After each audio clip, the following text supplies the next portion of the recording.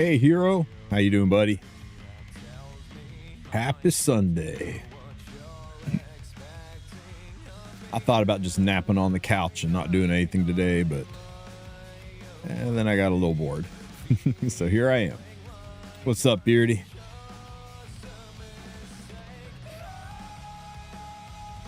Volcanics helped me build a nice Chimera team, so I'm able to farm that decently now. I was going to... Oh, hang on. Sneeze. Boy. I was going to farm... I was going to do a little bit of raid today, but I accidentally did it all last night. So I don't have anything to do, so I guess we'll do some raid tomorrow. What's up, Bellcock? Oh, Kefnet, thank you for the sub. 22 months. I kinda got a day off since my work is under emergency staffing with all the snow I got where I live low. Yeah, about 6 inches dropped on us here in Pittsburgh. Where's Wolf and Roses? I freaking need to talk to Wolf and Roses. He's from Canada. His freaking weather passed out drunk on my lawn, and I need him to come get it. Well, I'm glad you got a day off and that you're safe and warm at home.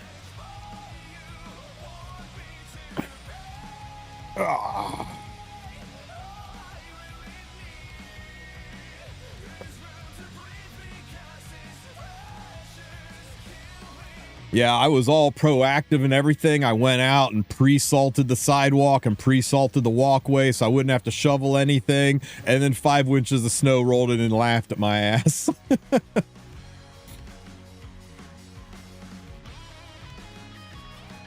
I haven't even measured it. It looks like 5 or 6 inches.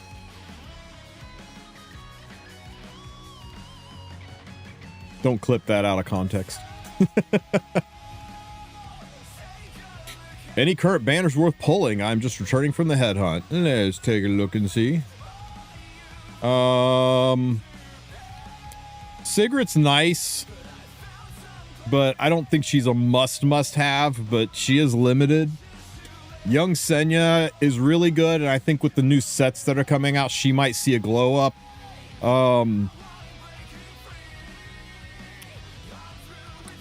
Surin's just bad. Skipper. Skip this entire banner set because on January 1st, Diene is coming out, and MLDN looks insane.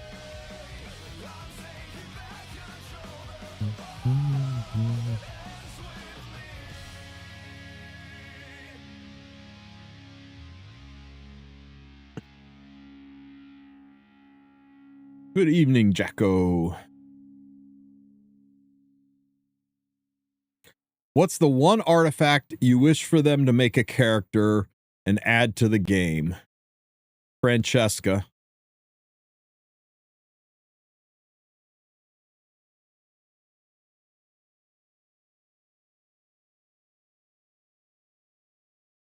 What was she on? I mean, Sigurd's was a big wish for a lot of people, but I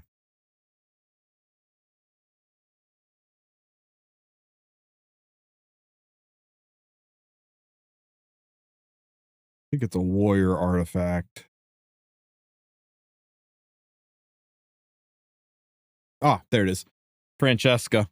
God damn. I love me a woman in armor.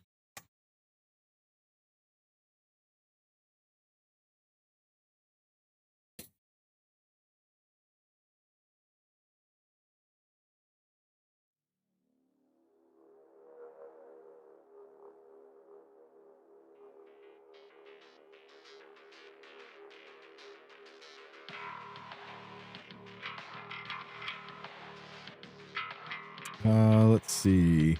I got all of the arena or all of the freaking expo stuff finished. So thank God that's over with. I think I'm just going to sit here with my full auto team. I don't think I'm going to push for a higher score in Hall of Trials. Should I rush to finish up Tower of Automation for the update? Oh yeah, good idea. I mean, you should. It's worth every drop of stamina, and it pays for itself, right? The amount of sky stones and leaves that you get from Tower of Automation, if you use those to buy stamina, you can do all of Tower of Automation and have it not cost you anything. A lot of people are like, oh, it costs so much stamina to do this. I'm like, yeah, if you don't spend all of the stamina you get as rewards, but the rewards you get, it is really just a time sink. It is what do they call it, self-perpetuating. So definitely do Tower.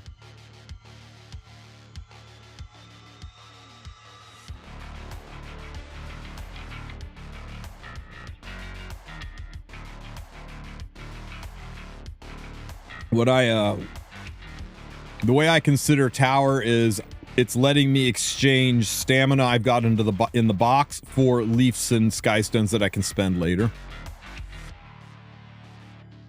Oh, maybe against Diene, the full-ass burn team wasn't the best move.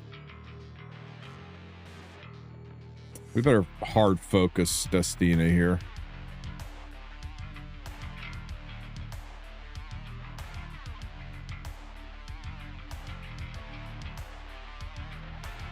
That's a lot of burns. Tower needs an update. Tower's getting an update, hero. On the 18th. They're going to be adding, stop healing yourself. They're going to be adding new devices to it and taking out some devices that aren't so commonly used. So, you know, it's not a huge update, but it's a little bit of an update.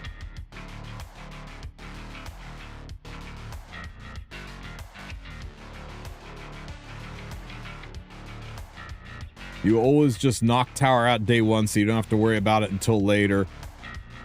Yeah, kind of the king of procrastination over here. Did I really just get one shot by a freaking Diene S1? That's embarrassing. Come on, kill Diene before she does the thing. Don't let her do the thing. Ah.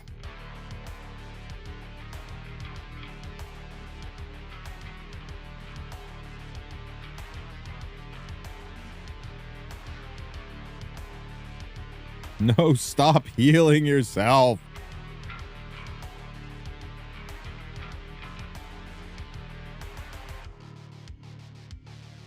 You stop healing people in general. We need this team to die before she heals everybody back up.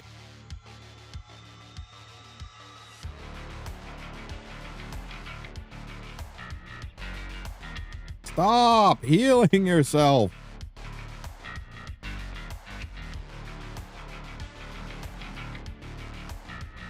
Okay, good. She's dead.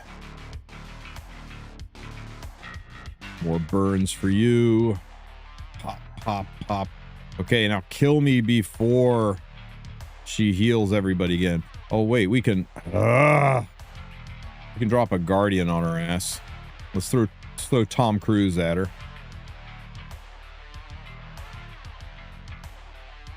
Get him, Tom Cruise.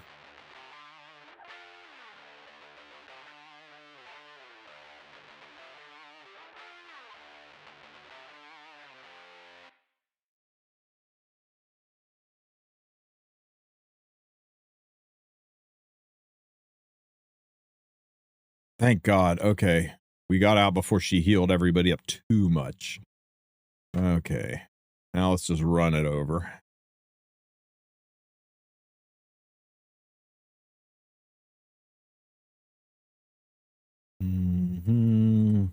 Ririn. Oops. Ooh, Hua Young will hit her really hard. And Strafe probably won't do much. Fenris sounds fun. And Pavel. I like this. Gotta make sure we are targeting Diene. Kick. Hua takes a lot of ML Hua. What's shaking for the Headhunt? ML Hua or ML Celine?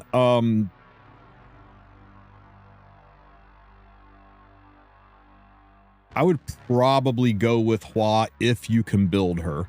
She is one of, if not the hardest units in the game to build. So, pop. So, make sure you can build her first. If you, the worst thing in the world is picking somebody from a headhunt and then you realize that you're 4 or 5 months away from even building them in a relevant way. Here, check out this Hua Young.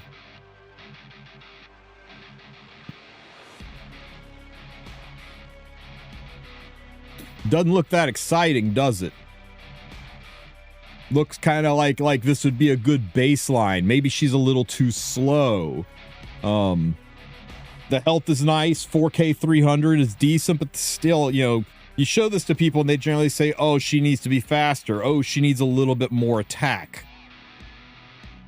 Once you look at that gear score and let me know where I'm going to squeeze more speed and attack onto this build. She is incredibly hard to build. This is 454 gear score with no wasted stats. And still, when I show it to people, people say, could be better. Very, very hard unit to build really, really well. So find another Scorpio warrior, 5 or 6, 5-star base Scorpio warrior, and start slapping gear on it and see if you can make Hua. Maybe try her on Destro instead of counter. Destro is an easier build. And if you can build one that's good and that's effective and pass the sniff test, then go for Hua. But Spirit Isoline is just a much easier unit to build. Her requirements are way lower, and she's very, very effective. So I don't know. I hope that helps you out. Usually when people are asking me for advice on a headhunt, my immediate thought is, oh, you probably haven't been playing for more than a year and a half, and I try to steer them away from units that take end game gear. Like, I've been farming for 4 or 5 years, or I'm a whale end game gear, and she's one of them. I think my only targets are Leica, Sageball, Designer Lilibet, and Arya. Of that list, I would lean towards Ball if you hate getting cleaved, or Arya if you want to lean into being an aggro player. I think Designer Lilibet and Leica aren't that good right now. What are your expectations for Dark Diene? I think she will probably lean into the still continuing. She'll lean into the anti-revive meta. She'll probably either have extinction, raise block, or in some way, shape, or form slow the prevalence of Maid Ruel Celine down. And I expect her to be an aggressive mage. I expect her to be an aggro unit because of the 4 principal styles of play. Aggro is the one that's the weakest, and I think they're trying to promote that up a little bit. But that is all just like total guesswork. She could roll out and be a tank down turn 2, or she could be a cleave unit. We'll have to see. Will we get her kit this week? No. You'll probably get her kit next week. It'll be your little Christmas present. It's possible, though. It's possible.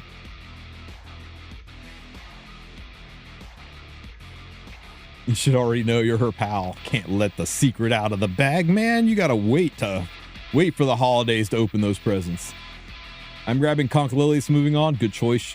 I might go Hua or AU Fiend. Again, AU Fiend is a very, very good counter pick. She is very, very strong, and she is significantly easier to build. She is not easy to build, but significantly easier to build than Hua.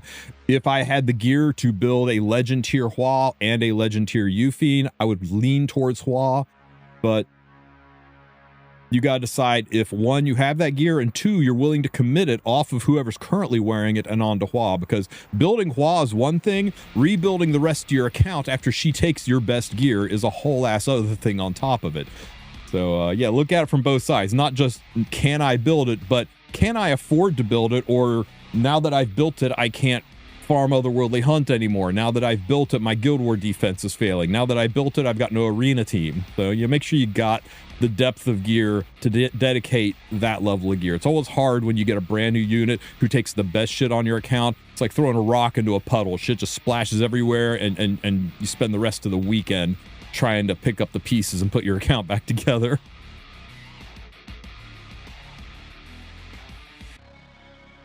What's up, Tanoko man?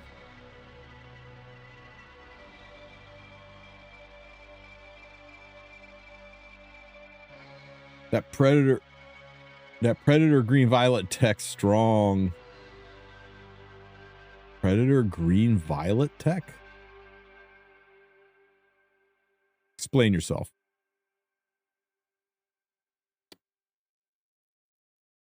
Explain yourself while I get this shit done, because I've forgotten to do this stuff. And something I pointed out in the video I just made where I said, hey, 1 month left, but is it really 1 month left, or is it really 3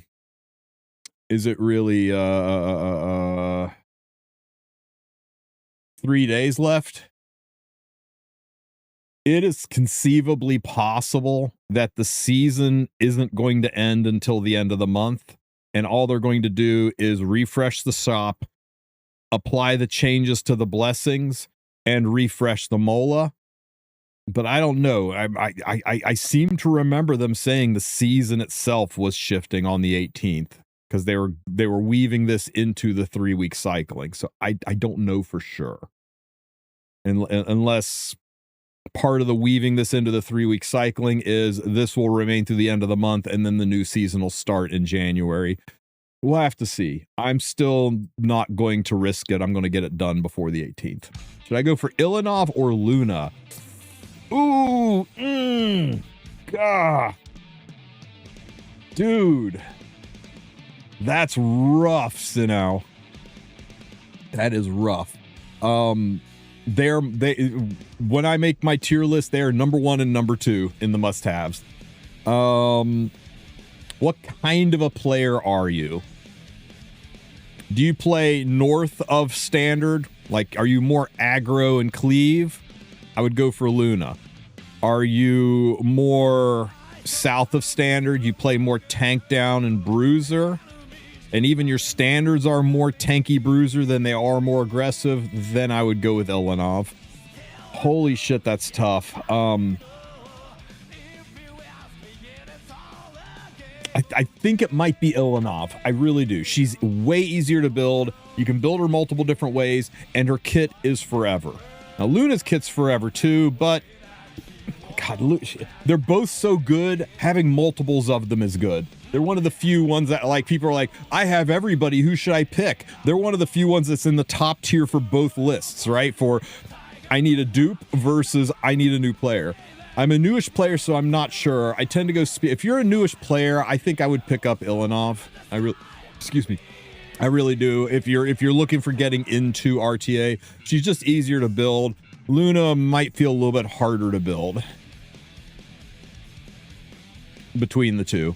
Yeah, go Ilanov, man. Go Ilanov. But really, it can almost come down to which one's animations do you like, who is prettier in the lobby. They are both. I mean, you're talking about, it's like you're asking me which is up better, which tastes better, pizza or ice cream. It's really fucking hard to tell. It just, there's so many, like, a lot depends on the rest of your account, how you like to play, and who is waifu. I got good news for you.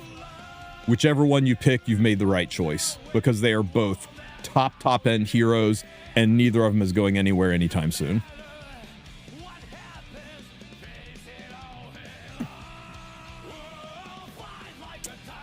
You fancy Bellion? Bellion's a little bit all right for a psychopath. Okay, hang on. Let's see. This is the Just Fene one, and this one leans heaviest into. Let me see. Let me get. I don't care about Guardians. I don't need to raise that up. Is Ares the fire one? Increase ISO. Let's go ahead and boost this up a little bit.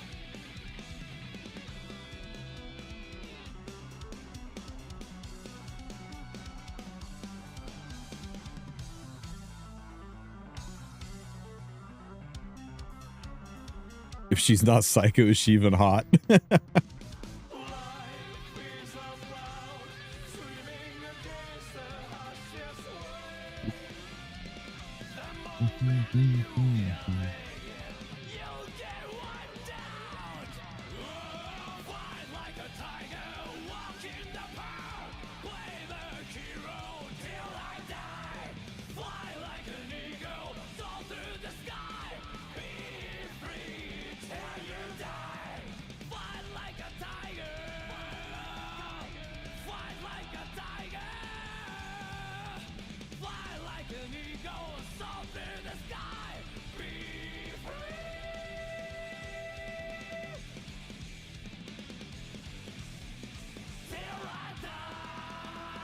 That's close enough. I don't need the additional damage. Let's just go kill this thing.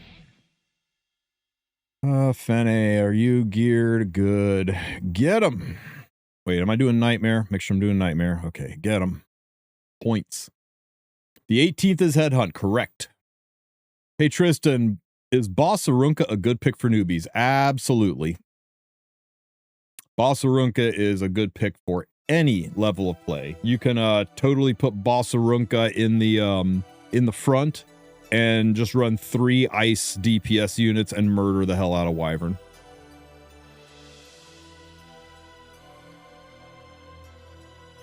How's Grim Force looking on raid?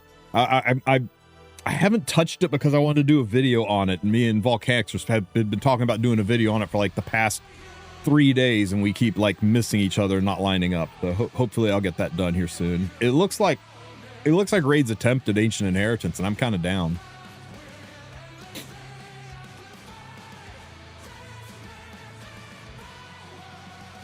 What's going to happen on the 18th?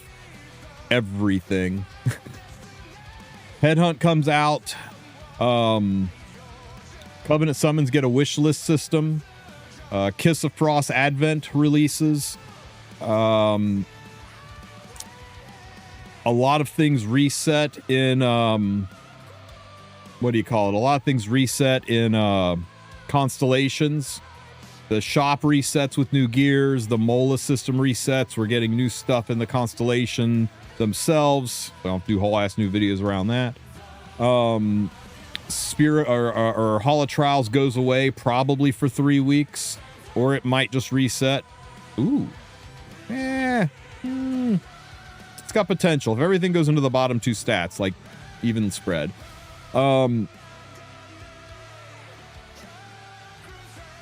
Expeditions goes away probably until next year. A lot of things are shifting, so make sure you get your stuff done. Click on that battle tab and look for anything that says 3 days left. Get it taken care of. Okay, 1 down. 2 to go. Let's do Harris.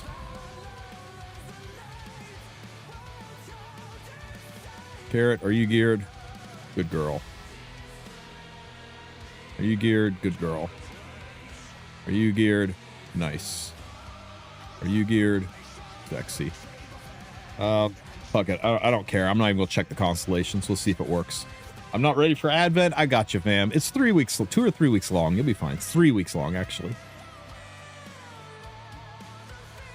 I made a vow that I'll never summon for Boss Arunca ever. See, that's what's great about Headhunt, dude. It's not even a summon. You select her. You choose her.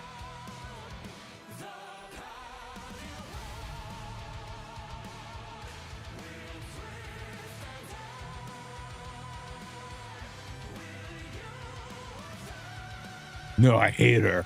How can you hate her, man? Have you seen her sitting on that motorcycle? God damn. Gives me needs. Pop, pop, pop. The burn pops are so satisfying. Is Diene coming out next week, or is it Headhunt only? Diene is coming out January 1st. You got 3 solid weeks of the rerun and Sealed-Eyed Surin banner.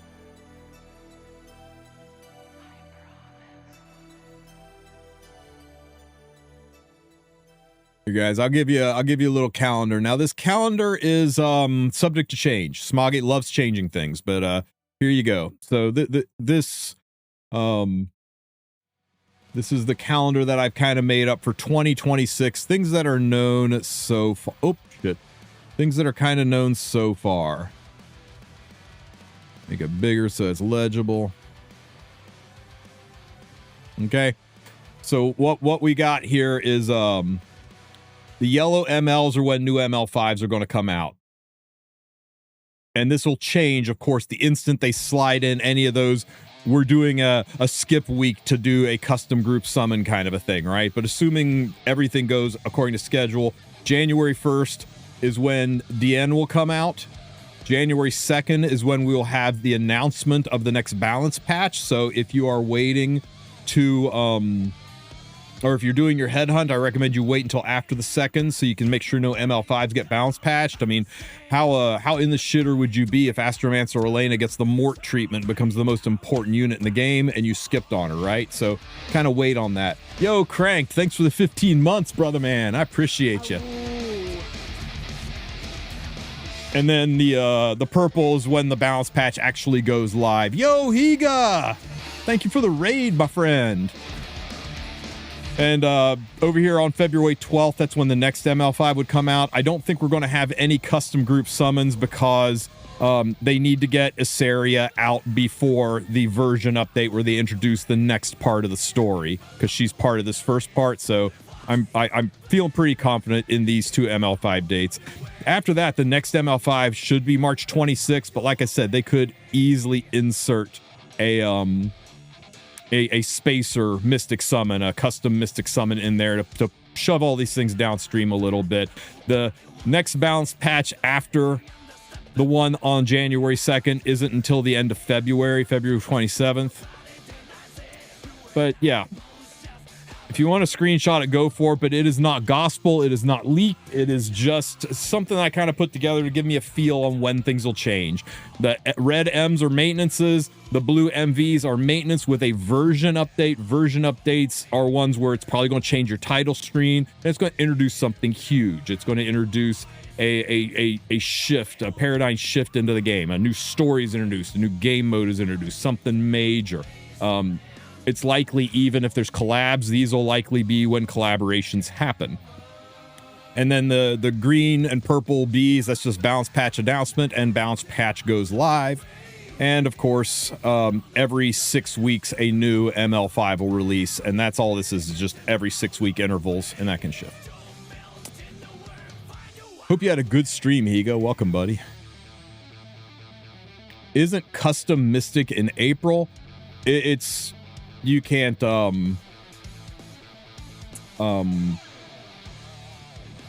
don't think you can, you can set a time to it, right? Let's see, where's my Cecilia bot? Timeline, not ultimate, regular timeline. Let me see.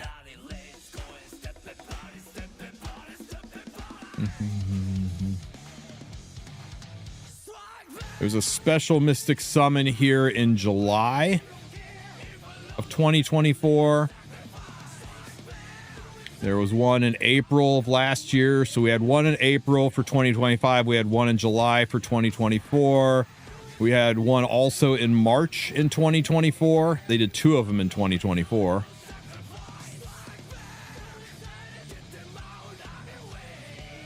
That was a weird ass one. I guess we've only ever had those 3. So March, July, and April, they're kind of all over the place, man.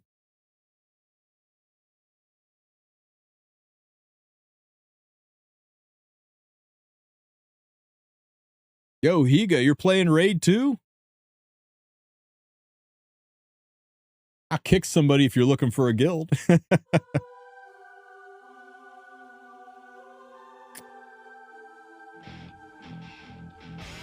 Oh, if we can dodge effectiveness, guys, this has got potential. Okay, last one. Ervelyn, are you wearing gear? No. Recommended. Go. Oh my god, that's terrible. Take these down notches. Good enough. You know what? Good enough. What artifact do I need on you?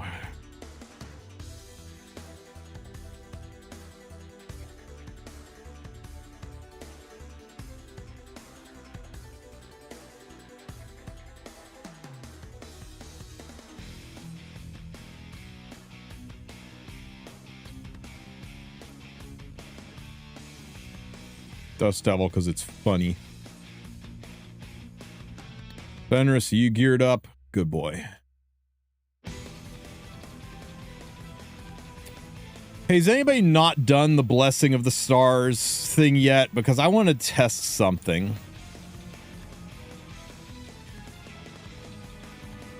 because I noticed something, right? Check this out. Like if I, let me find one that's easy real quick. Here we go. Gemini. Diene, get in there. And haste. You need better gear. Haste. Manage. Manage. Boots. Let's just do this here.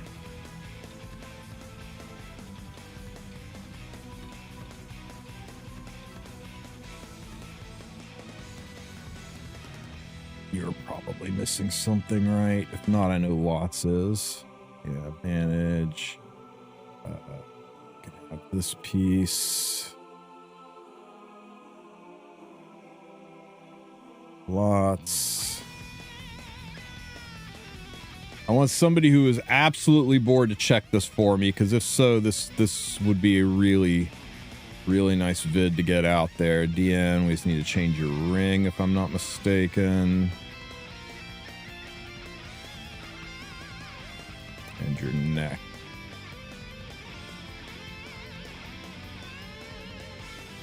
Okay, so you see how we got 5 stars on Gemini, right? And Gemini's got, you know, Haste and Shadow Rose and Diene in here. So we got 5 stars on Gemini. Say I want to go over and start working on Sagittarius. So I give Requiem Roar this, which was already being used on Gemini, and this, which was already being used on already being used on units there, and the other one. And then I put her in. But look at Gemini. Look how the stars are still there, even though I took gear off of those units. See what I'm saying? I want to see if you can keep recycling the gear. Now, if you leave the screen and go back, you're fucked. Okay? You're fucked if you leave the screen and go back. But as long as you don't leave the screen, it seems to remember what you had, even though you took gear away. And I want to see if, using the same sets of gear, if you can 5-star everything and get all the most. So anybody who hasn't quite been able to pull it off because they don't quite have the quality gear, would somebody check and see if it works? If by, you know, just remember, you can't leave the screen. You gotta all do it from the screen. Just keep moving the same sets of gear from units to units to units to units to units, and see if you can get 5 stars on everything, reusing the same gear, and then click on this and see if it triggered. I meant to check it, but since I've already done it, I've got no way to confirm whether or not it works. And if it does, it is one hell of a loophole that's going to save a lot of people. It's going to earn a lot of people a lot of mola, right? Okay, let me know, Cranked. Let me know. I'm very curious. At very least, you should be able to get them to all show 5-star. I just need to know, does it show the does it record the progression here? If so, one hell of a video is going to go up. I'll get somebody I'll get somebody on a call with me and use their freaking account footage to put it together, because yeah, that would be pretty sick if it works that way. That would make this much more accessible. Hey, Joe, how about this, Joe? Don't do it, Joe. Okay? Cranked's going to check, and if it works for Cranked, let's you and me get together and we can do a collaboration video on it. And you know, we could both put up our channels, get some points, right? Get some clicks. Because I need somebody that I trust to share a screen with so I can record the data, since I can't do it myself. Let me see. Let's just do this one. I'll go back to smacking Ethel.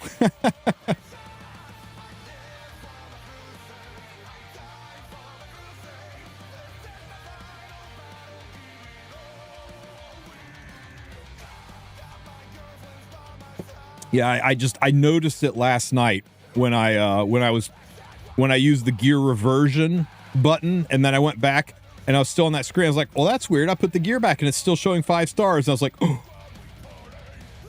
that's got potential. We're kind of, it may or may not work. It all depends on whether or not that shop pings the server. Because what we're doing is we're not pinging the server, so it's leaving the data, that screen data, which is on our device, and it's not resyncing with the server. But It all depends on whether or not that Mola shop is synced to our device or if it's synced, if it has to do a server check.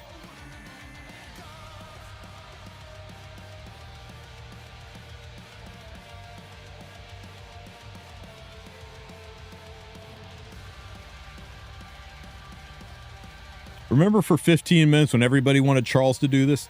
Guys, I'll be right back. I gotta piss like a racehorse. Enjoy this fight.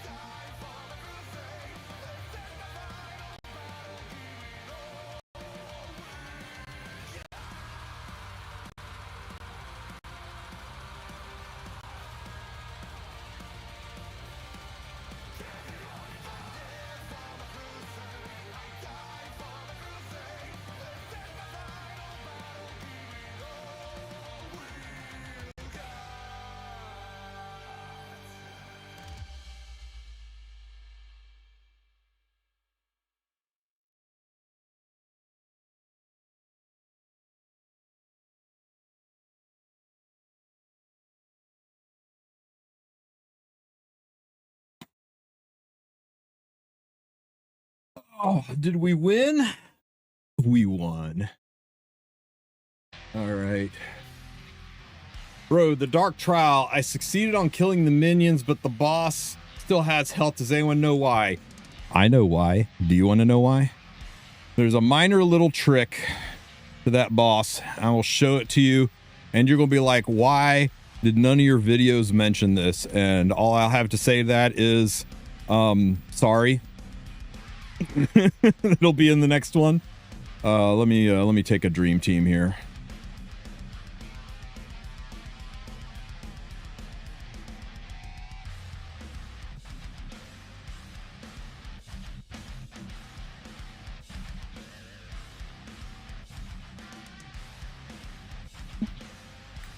Okay. So you see these little assholes, how they got two of the folding arm guys over their heads? When they're like that, when they've got two on their heads like that, and you kill one, watch how much damage it does here. The boss just took 2 million damage, right? But if you get them to have 3 of the folded arms by soul burning more than once, there we go. Now you see how they have 3 of the folding arms over their heads?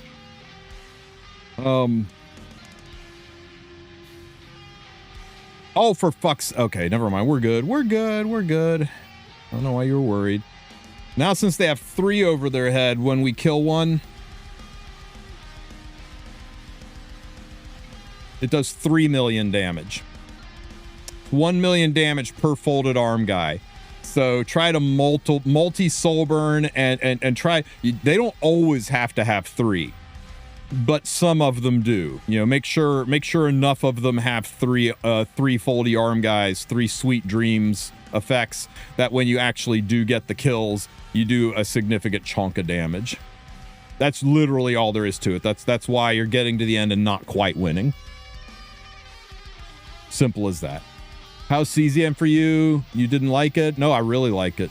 I just don't have a lot of time.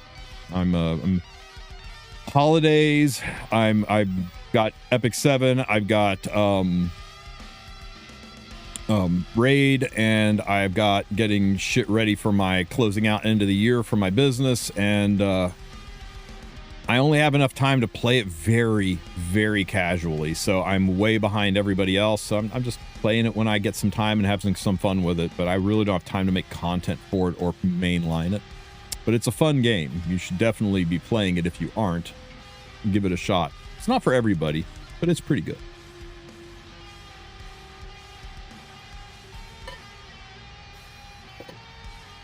You can revert equipment and it still shows 5 stars. I haven't done all to check if it works yet. Okay. Yeah, we know that works, Spellcock, but we need to see if it triggers the Mola payout. the Blessing of the Star progression. That's what Cranked is checking for us right now. Can you still do Perdition achievement after you? Yes, yeah, for sure. Just kick it on over and do it. You won't get the rewards again, but you will still have done Perdition, and it will count towards this battle pass, which I believe is also resetting on the 18th. Can't guarantee it. It's a little, they were a little bit fuzzy in their language. Oh wait, I still got to do light. Let's make this easier. Saggy. I don't really need the souls. This is fine.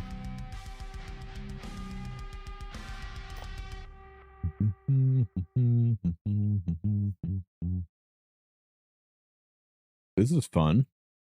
Are you wearing gear? Fat Cat's wearing gear. Good. Oh, Pillis, what's wrong with you? Get some gear on. Sunday going good, Tungsten. Sunday going good. That's actually a really hecking good helmet for you.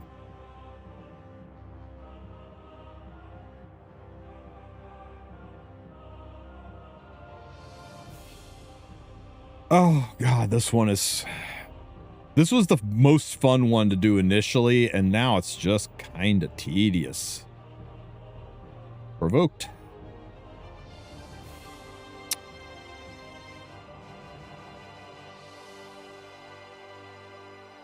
Provoke. Smack, smack. Just for souls.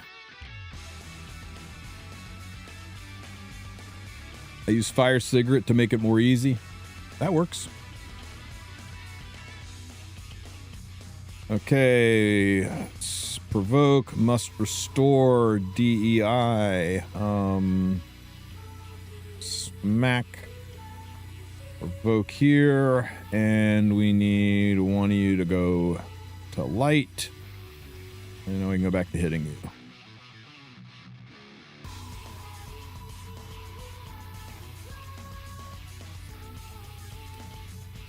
Okay,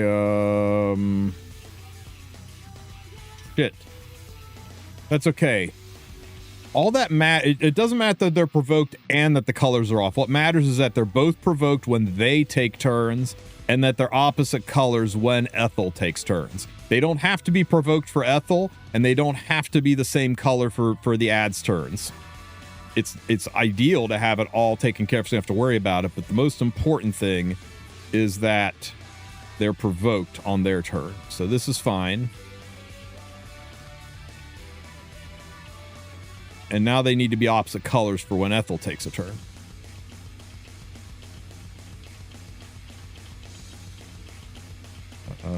Provoke. I can't hit the boss because of evasion. So let's see. 1, 2, 3. This is fine. We'll hit here. 1, 2, 3. Wasted hit. Now they're opposite colors for Ethel.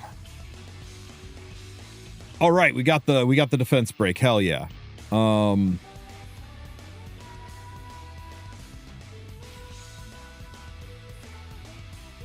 Just do some big damage.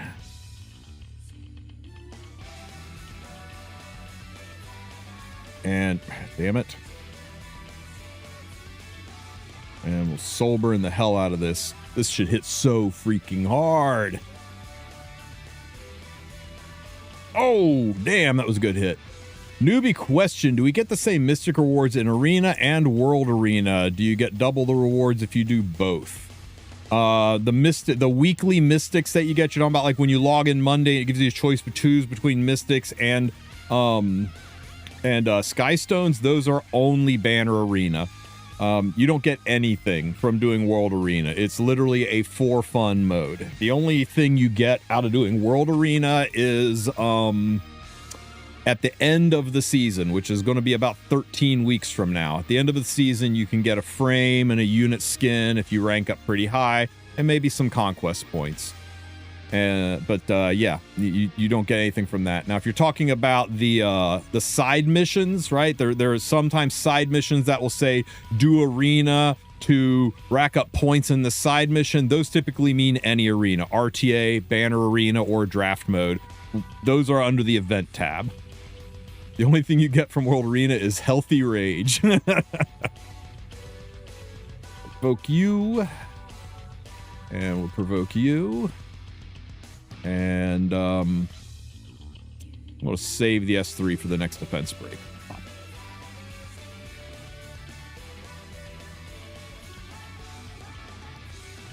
No problem, buddy. Glad I could help. Okay, can't hit the boss anymore. He's got the stupid evasion thing. Let's see, we switch the colors up. Everything is good. When the shop resets for constellations, will my coins be saved too? Unknown. We've never had a constellation shop. We've never had a season end before. So I would recommend spending them all. There is a pretty good chance they'll carry over, but if they don't, that would feel pretty bad. So I would just go ahead and spend them. Okay, so cleanse and provoke. Didn't realize you got transmit stones from selling penguins. Do you? I thought you only got gold. Oh, the bigger penguins. Yes, yes, the full-size penguins you do. Hit here. I need you to turn a different color and be provoked. Nice. Thing will do a lot of damage, but hey, a buck's a buck. Let's turn you to a different color.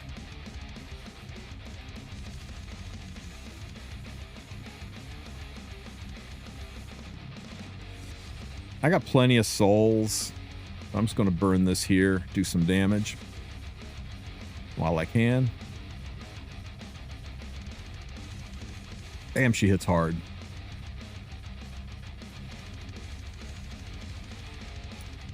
Yeah, I sold 500,000 yesterday.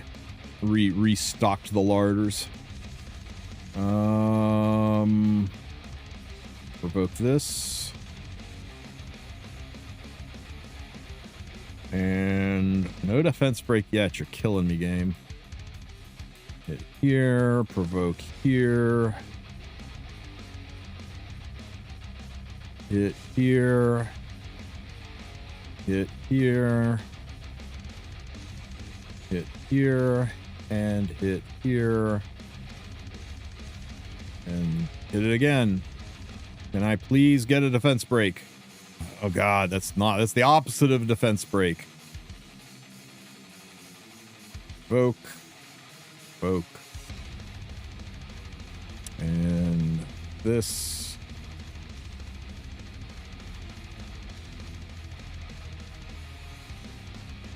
Do a chunk of damage.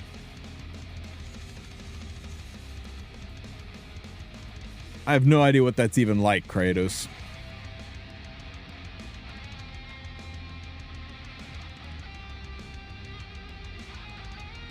Oh my god, I didn't crit. I'm blind. Oh no. I didn't realize I was blinded. Oh, that sucks.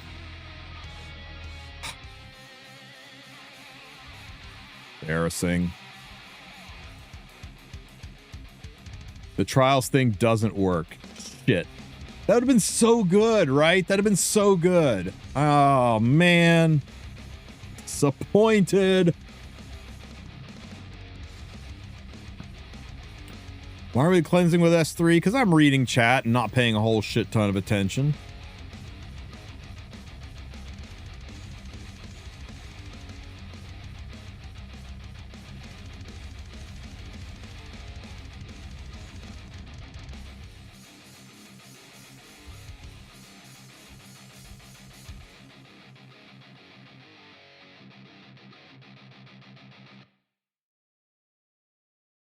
Nah, I trust you. If you say it doesn't work, it doesn't work. Just giga disappointing.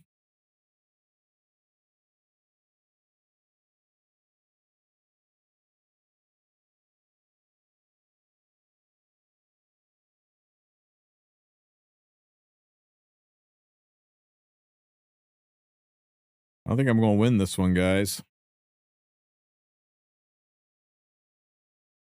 one's going to be tight.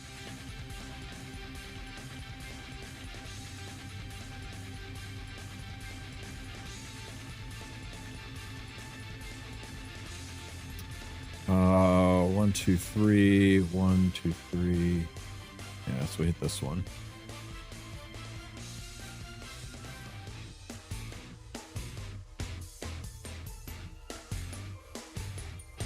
Oh, fucking hell. Of all the effects to get.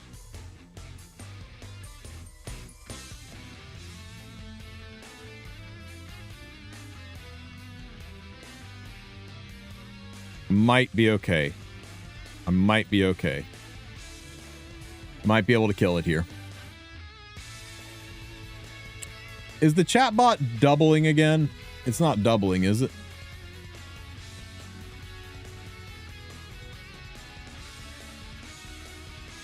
I think we're fine.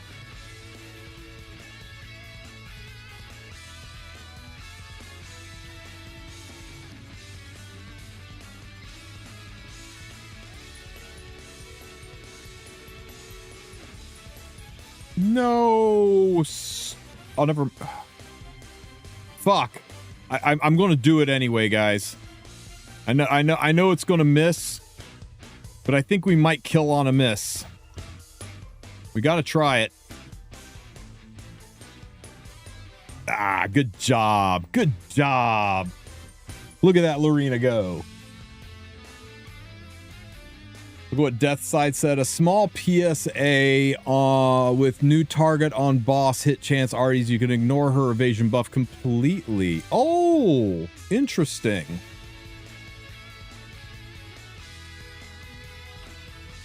She's not immune to target? Also, those boots. God damn, those boots.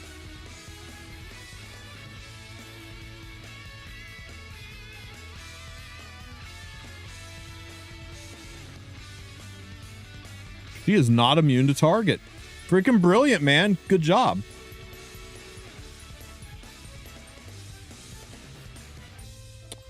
All right, let's go spend these coins.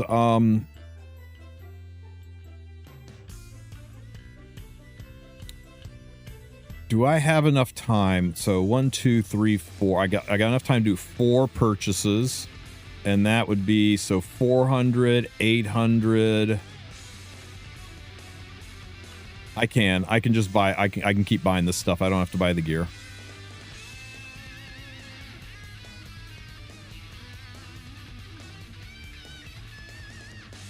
Okay, GG. Let's roll the good stuff that we got.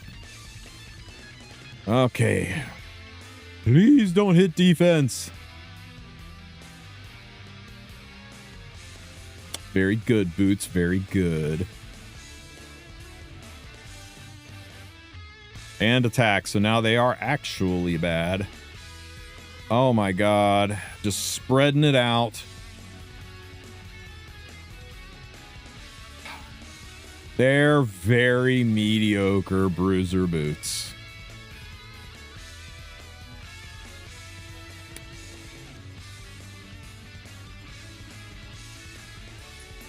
Okay, weird ass counter weapon. Very weird. Okay, now nobody wants it and I sell it. Armor. Who's got a... I'm not even gonna say it. If I say it, it's gonna hit it, right?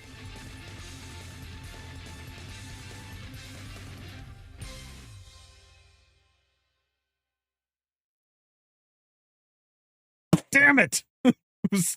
We're touching greatness. Ah. Well, I guess for the... Are there protection units that give a rat's ass about effectiveness? Why does that armor have ER instead of effect res? Because Smogate still wants to pretend that effectiveness is a real stat on bruisers.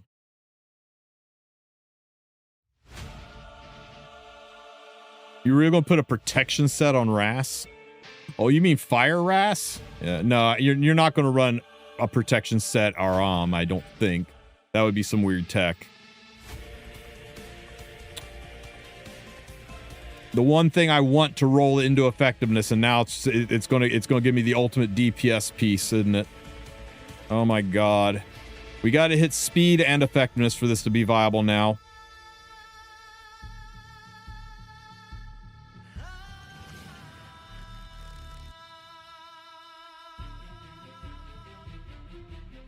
Look upon my works, ye mighty, and despair.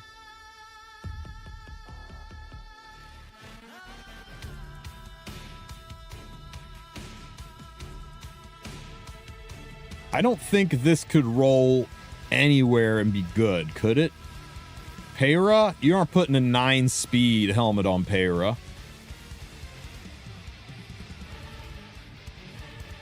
Yeah, I gotta roll it because it's such high gear score, but it's a stupid piece. Oh my god, is it a stupid piece? Literally any other set, and we could have used this. Outrageous.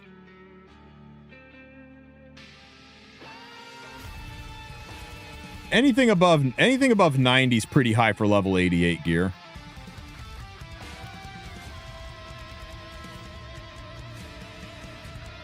Ew.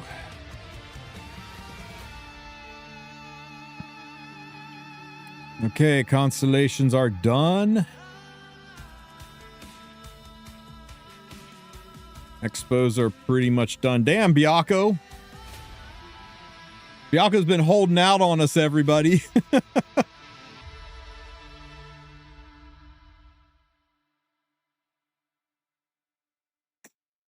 You see, the thing is the speed roll is kind of wasted on ML Rowana, but I guess that's a good point, Save. I guess it could be used on Rowana. The speed roll is just a wasted stat. I don't know. That's the kind of piece where you keep it, you throw it in the pool, and let the robot find a place for it.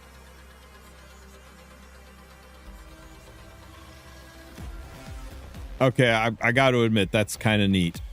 I might build my second Aram like this. You've inspired me.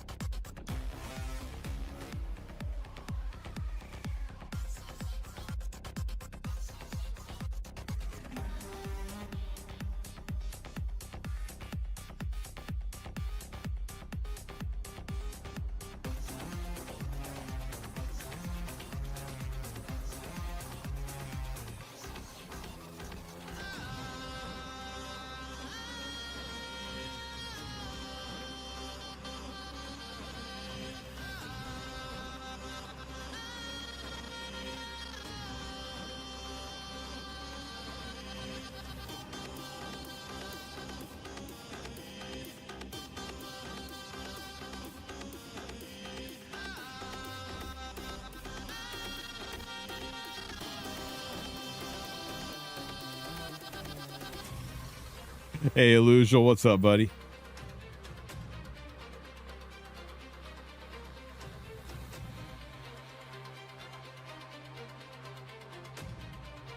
Oh, wait, what do I need to do there?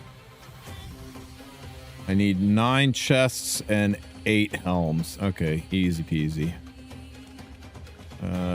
Chests. Craft. Oops.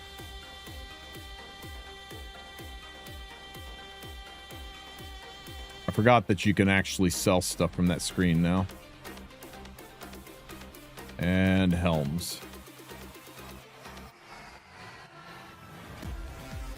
We forgot how to kill green Constellation guy. Green Constellation guy? Carrot and then 3 fire soul weavers. Build the fire soul weavers pretty fast. Make sure Carrot is pretty tanky, like pretty tanky, and I like chatty on her to give her a little backup save your life barrier. But yeah, just like do 1300 defense by 13k health or something. Just go tanky on Carrot, pump the rest into attack, and then run Mascot Hazel, Fire Acades, and Tamarin, and just stack speed and HP and CR boosting artifacts like Mog's Tome and stuff like that, and then just press auto and win the fight. Range, simple. Oh, is it right? 28.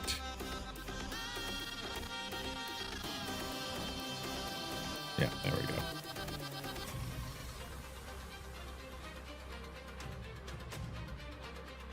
Wait, what? Oh, okay.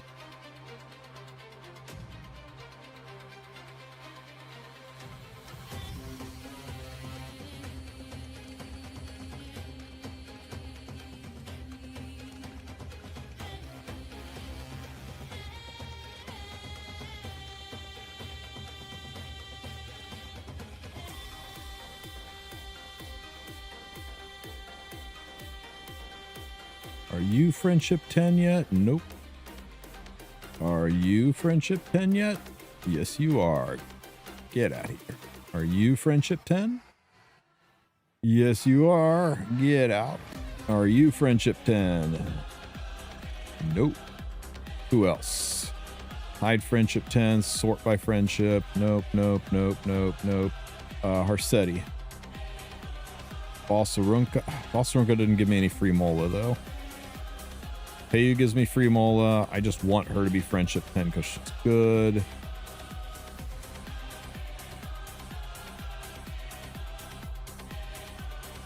You're better than her. Oh, but sorry gives me mola, Gora.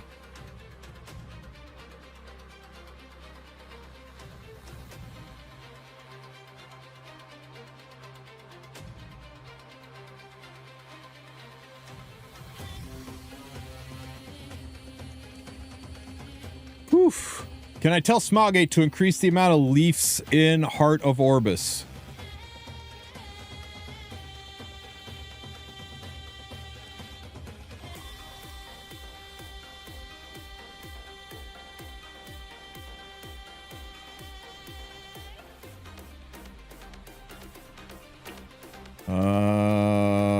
I have a suggestion.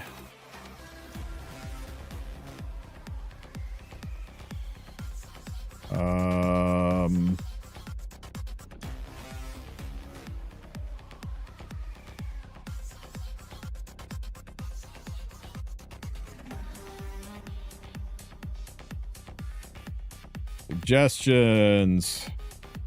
Heart of Orbis.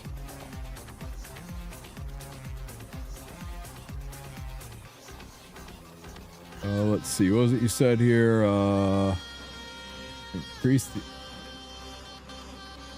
Increase the amount of leaves in Heart of Orbis. Please. It's always important to be polite. And I agree to your prima nocta and submit. There you go. I told Smilegate to increase the leaves in Heart of Orbis, and you can do that too. For real, guys, if you have a suggestion, send it to Smilegate and let them know.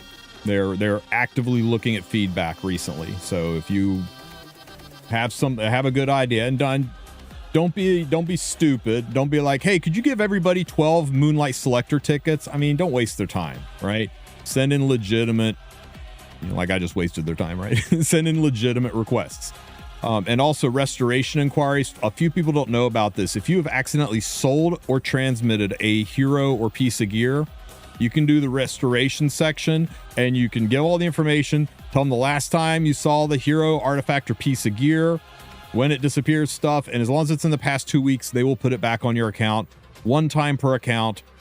They've done it more than once for me, but I know they've done it more than once for some people, but they officially say only once per account, but they're pretty generous as long as you don't abuse it.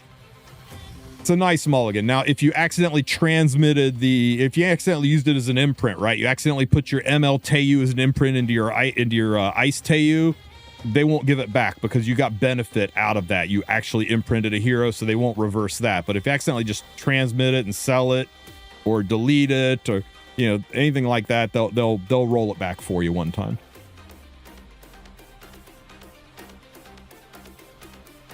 I tell Smilegate to give more Mei Lin. She's my favorite unit in the game. You can do that. I can't do that in the E7 section, though. That would be awkward.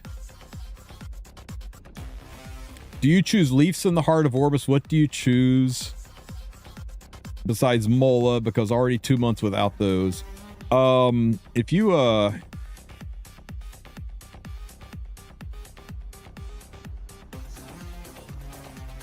search Heart of Orbis Tristen Wulf, there's an entire video on what to get from the Heart of Orbis.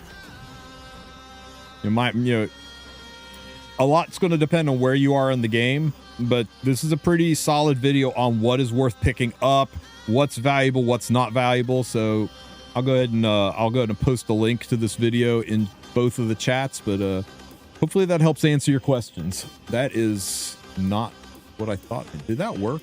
Did that work? I guess that did work. Okay, long ass link, but there you go. Is it the same video re-uploaded every month? Dude, this was uploaded. This is like, no, I've only done 3 Heart of Orbis videos, guys. I did a 6 months ago how it works when it was first revealed. I warned people that it was ending soon because it was a very weird situation where the 31st of the month was a Monday and a lot of people were getting caught with their pants down. And then I made a video about what my recommendations were to pick from it. I haven't really re-uploaded this one at all. But yeah, I mean, if they change it, if they put new rewards in there, rewards get changed or shifted, then yeah, I'll update it. But I don't think there's anything about what I said in this video that I would change in retrospect. Sometimes you look back at it with a fresh eye a few months later and go, I wish I'd said this instead of that. But I still feel pretty good about my recommendations for Heart of Orbis. Hey, speaking of recommendations, one of the things I wanted to do today was go over the wish list. So on the 18th, with the big maintenance update, and there will be maintenance and downtime this Wednesday, when we come back from maintenance, one of the things that's going to change is in the summon section. For Covenant summons only, there will be a new wish list section where you're going to be able to wish list heroes. Now, what does wish listing do for you, you ask? Well, I'll tell you. You see down here where it says you've got a 0.015 chance to get all of these 5-star heroes when you get a random spark. It could be any of these 5-star heroes. They're changing it to where you can lock it down to just 7 heroes and 7 artifacts. So that if you hit the 1.25% chance and a hero pops out, it'll only be one of those 7 that you select. And if you hit that 1 3/4% chance and the spark happens and the little girl jumps out of the quarter, you will only get one of the 7 artifacts you select. Now, some people are concerned, is this going to impact Moonlight heroes? No, Moonlight heroes are an entirely separate check. If you get that 0.15% chance, you'll still get a random Moonlight hero. If you get a purple flash or a yellow flash, you will still get a random 4-star or 4-star Moonlight hero. That stuff's not going to change. All that's going to work as before. The only difference now is when you do ping this 1 1/4% chance, there's just 7 heroes in the pool instead of tons in the pool. Did I ever find out no, Rift is closing, I believe, on the 8th. I updated that in the video I just put out. Well, I'm sorry, New Rift and New Otherworldly are coming on the 8th. They might close it a week early for maintenance and downtime and uploading. But yeah, it's not closing on the 18th. It'll probably close in January, on January 1st with maintenance, but we'll have to see. I suspect this Wednesday we're going to get a lot of details dropped on us. So this doesn't impact any rate up banners. You can't select artifacts on any of these. You can't select anything here. You can't have a wish list on your Moonlights. It doesn't impact your elemental summons. None of that is only Covenant. You may be like, well, I don't just randomly waste my bookmarks on Covenants. Bookmarks are valuable. Well, yeah, true. But sometimes we get the here's a free 10 summon every single day. Sometimes it sparks and you get excited. You're like, oh, it's that shit or artifact I got 25 of. Oh, great, my 25th ice shoe. It'll let you make it so that you will never have to see that artifact again. So that when you get something, it will be good. So I'm going to go over a tier list for you guys on who I would recommend for your wish lists for your units, and I'll do a separate one for artifacts later. We're going to cover units first. The one thing I'm not going to cover is I've got everything and what's the best imprints.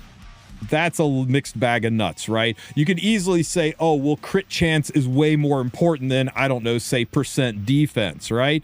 But are you really going to go and get a crit chance imprint for your green violet, or are you going to go and pick up a defense imprint for your Balsarunka? Is green violet crit chance? I don't even know, right? It's going to depend on what units you have, who is important, who you're heavily using, and who you want to go for imprints for. But if you just are missing units, that's the purpose of this tier list.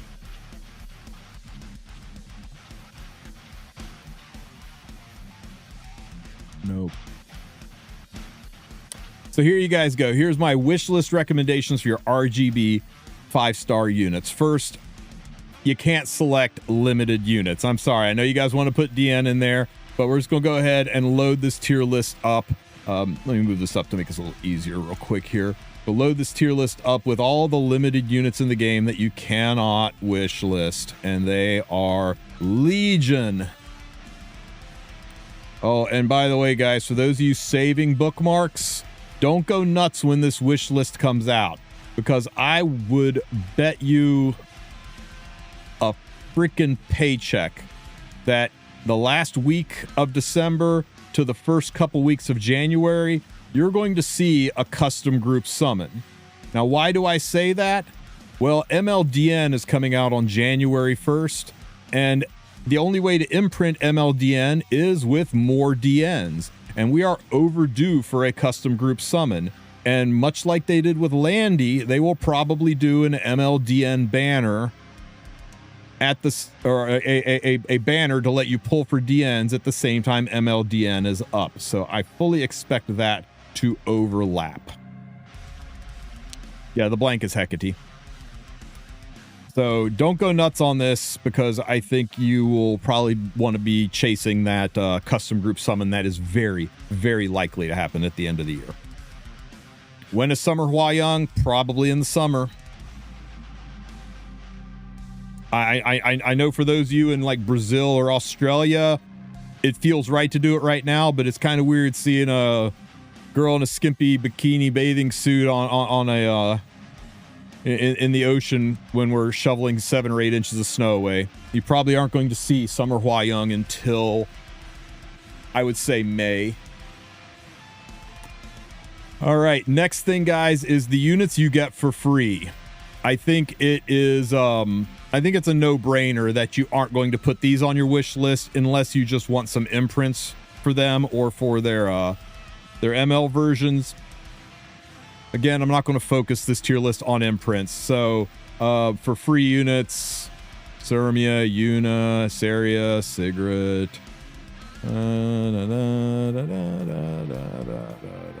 Oh, too far.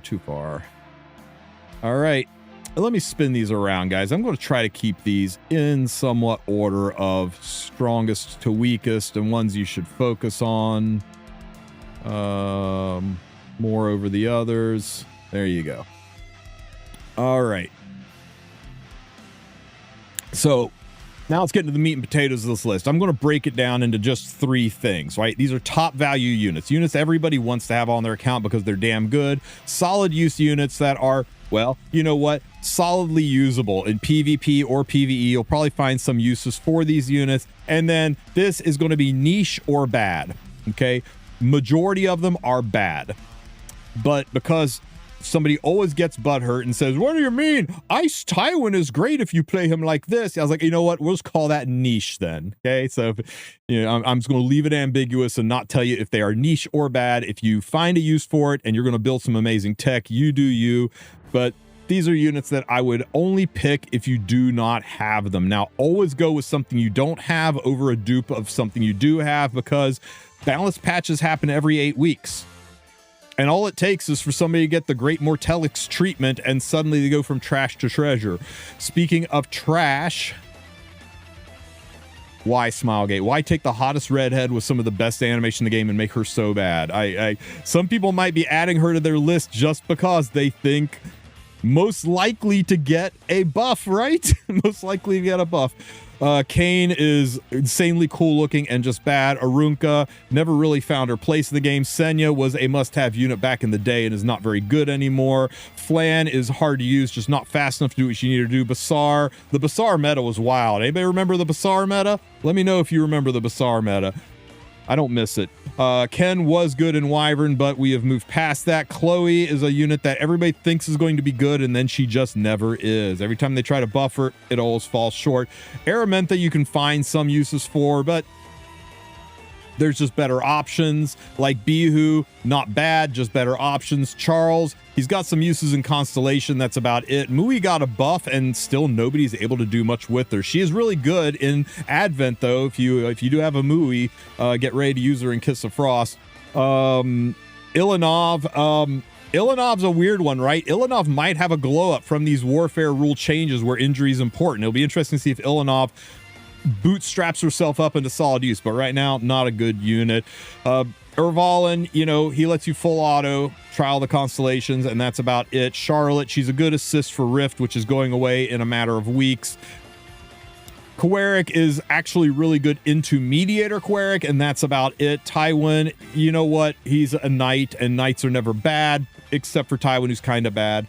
Violet was part of one of the most disgusting metas ever, but we're coming up with so many things that are anti-evasion now. Violet's fallen down a lot. XDD. Shu is only really good if you're playing in round mode or lunatic mode, where so many bans happen that you have to fall back on a couple of meta-ago DPS units. So, but just in a modern era, there's almost always a better option than Shu. Same thing with Ludwig. He was pretty good in Arena for 15 minutes. Cecilia was one of the better PvE knights in the game until Brieg came along and stole her job. Damn elf, stealing our waifu's jobs. Ray is basically budget Destina. Sharoon, some people find uses for Sharoon. I'm not too thrilled with her though. Ida was a surprisingly decent ice damage dealer, but she's just not strong enough to survive in a modern meta, and the damage she deals is just not as good as necessary. Bologna is incredible while you're climbing through the abyss, and for early game PvE, her damage is above the pale. Great in Banshee, but once you get into the late game, you'll use her less and less, and by the time you get to the end game, she only comes out of retirement for very niche things like Advent or Hall of Trials. Pavel, about the only thing Pavel does well anymore is help you burst through Banshee a little bit quicker. Bal and Sazan makes expeditions a little bit easier, but that's not really such the issue it used to be. Fenris is really good into expeditions. I suspect he's going to be insane into Advent. He occasionally pops up in Hall of Trials, mostly PvE usages. I haven't seen anybody make a run with it in PvP. Tenebria is an Abyss unit. She's really good on many floors of the Abyss, makes things a lot easier, and she's a solid early game debuffing unit, just like Haste. Her and Haste share very similar jobs. Haste is a little bit better than Tenebria is, but Tenebria's a little bit better at control. Haste is a little bit better at damage and team support. His S2 is a heal. He's one of the few units that's got an AoE heal who's not a Soul Weaver. Lulakar is really mediocre at everything. Like, if you just need a multi-tool, she is the Swiss Army knife of units, right? She has got a knife, but not a very good one. She's got a corkscrew, but not a very strong one. She's got a screwdriver, but not a very good one. That's Lulaka. You can use her everywhere, but eventually you will replace her with 6 or 7 other units that just do the thing she does better. But she's really nice early game to have on your account. Lua, I'm actually putting her down here in niche and bad. I'm going to go with some blowback on this, but she's just really freaking hard to use right now. I have not seen many people make a run with her. The same situation with Lidica, who was the meta a couple of seasons ago. Not an easy unit to use in a modern era of evasions and revives. And Lady of the Scales. Lady of the Scales and Setska basically shut down both of these units. There's a couple of people out there that are going to sing me the song of Teu and tell me the tales of how he lifted them up out of bronze and took them into the World Cup and won tournaments for them. And I will try to smile and nod and back away slowly and not make eye contact, because I don't think Teu is all that, guys. Says Has some niche uses, but basically the Great Mortelix and Young Senya shit on Says entirely. He was just starting to get a toehold in Arena and RTA, and those two units said, nah, fam, you go back where you came from. No magic hand guys out here. Yufine was a good replacement for Jacko. Some people are still cleaving with her, but hard to use. And Hua Young, I think Hua Young is up here, but I've got the gear to build her up here.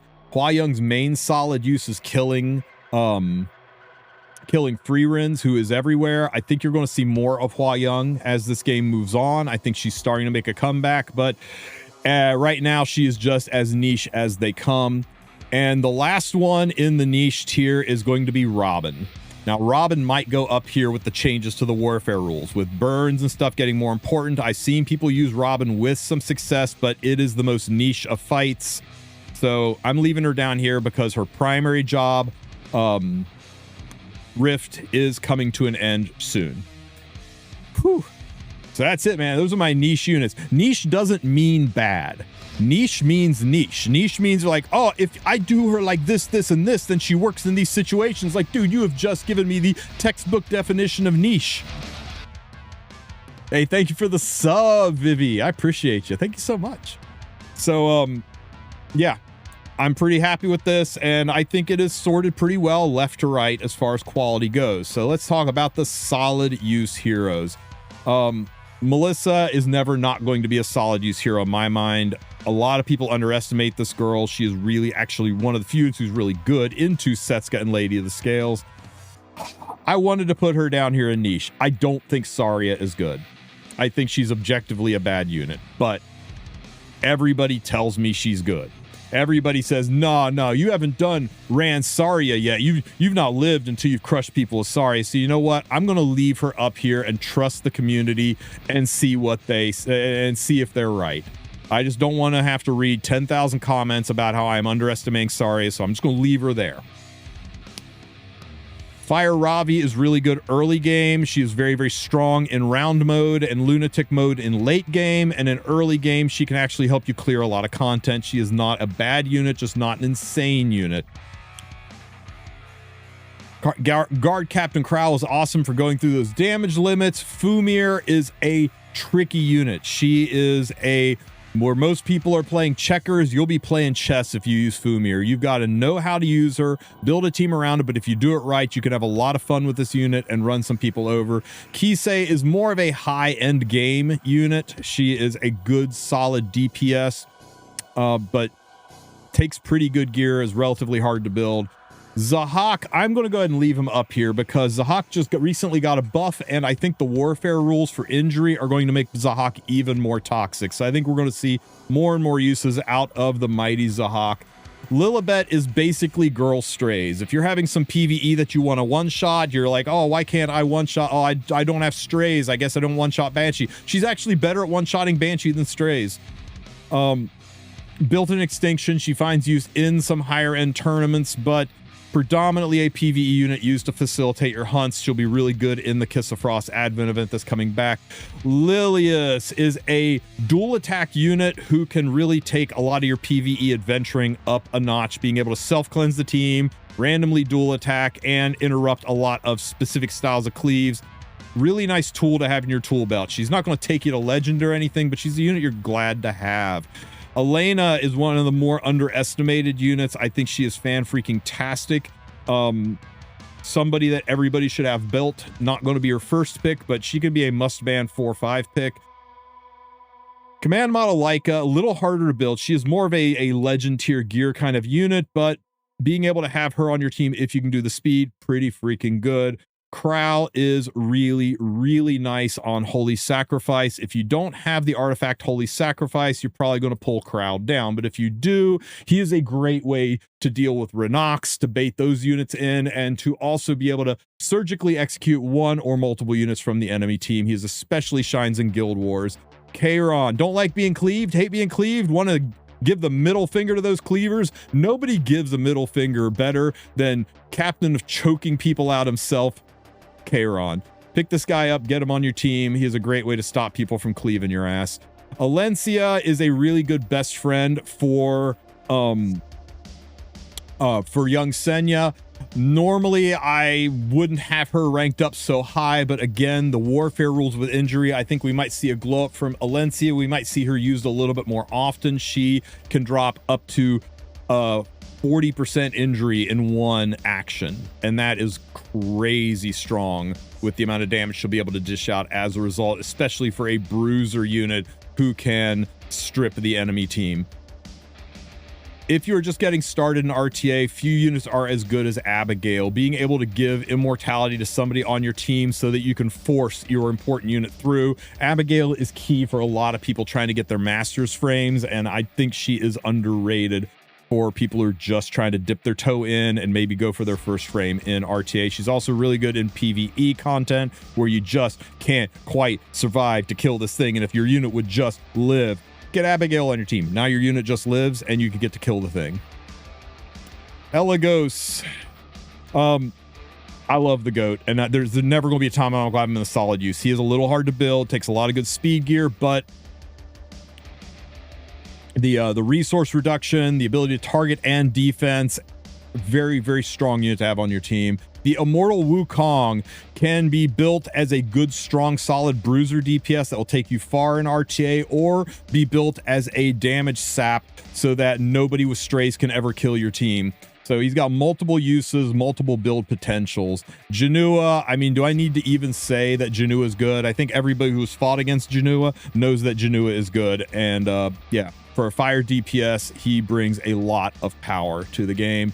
Arya, the only thing Arya's got going against her is she is very hard to build for competitive play, but she's very easy to build for BVE play. She's still one of the easiest ways to handle Wyvern at an early level. She is solid in a lot of side adventures and abyss floors, but you can whip her out in arena and run people, or RTA and run people over if she is built right. With the injury meta coming back from the warfare rules, Death Dealer Ray is likely going to be seeing a resurgence, so having a Schneel in your back pocket is very important. He is one of the best foils to Death Dealer Ray. If somebody slams Death Dealer Ray anywhere on their team and you slam this guy on 3, you've basically turned one of their best units into one of their biggest weaknesses. Knockwall. She's an opener who can seal and is really strong, and there are lots of other units that are just a little bit better than her right now. She's not bad. She is just in a fierce competition in the realm of opener units, much like Peyra, much like Ran. They're all just fiercely competing for those opener slots. Now, why am I saying these are solid use and not top value? Because if you have the gear to build a 310 speed Ran, or a 308 speed Peyra, or a 312 speed Knockwall, if you can do all that stuff, you probably have these units already. You don't need me here telling you they're good. You probably already have them if you have that level of gear. Not a lot of people have that level of gear and don't have the units to put it on. Usually it's the other way around. I've got the units, but not the gear. You rarely hear people say, oh man, if only I had somebody to put this 25 speed weapon on. So I'm leaving them down here under solid use because they're solid use in RTA, but I'm not going to put them as top value yet because they are gear dependent. If you don't have a lot of good speed gear, these units fall down quite a bit. Now the top value tier. This is the important one. These are units I think everybody needs to have on their team by the time they get into competitive play, or when they're struggling with some of the harder aspects of the PvE of this game. Oops. First and foremost, Politis. I mean, duh. You can build her bruiser, you can build her tanky, you can build her DPS, you can build her control. She shuts down CR pushing, and CR pushing is such an important part of the meta heroes in this game. I think everybody wants a Politis and should have one on their team. Vildred, I think, is a top pick because even if you don't cleave, having 12 speed on a speed imprint is so good for so many aspects of the game that he is a good one to have favorited in your wish list, because every time you pull another one, you are happy. I know I said I wouldn't go into imprints here because imprints are subjective, but you know what? The only 5-star in the game that is a speed imprint is not subjective. It is objectively important. So I think Vildred is a good pick until you have a plus 12 speed Vildred. Elvira, I mean, she is just so heckin' strong with Lady of the Scales right now, and until something changes with Lady of the Scales to a fundamental point where she vanishes from the game, I think Elvira is a necessity. If you don't think Elvira is a top pick, I challenge you to do an arena refresh and find me a screen where you don't see Elvira if you're in champs and above. She is on every single defense practically. Yulha is a very strong DPS knight. Also a great foil to Strays. If somebody picks Strays on 3, slam Yulha and slam Immortal Wukong and watch them shit their pants. It's kind of amazing. Celine is one of the only non-limited RGB units in the game who has consistently been high up in the meta for multiple seasons. Celine's kit is crazy strong. It's practically an ML5's kit. She does an insane amount of damage, and she is somebody you want on your team if you're going to get into competitive play, both as a counter pick and as a primary DPS.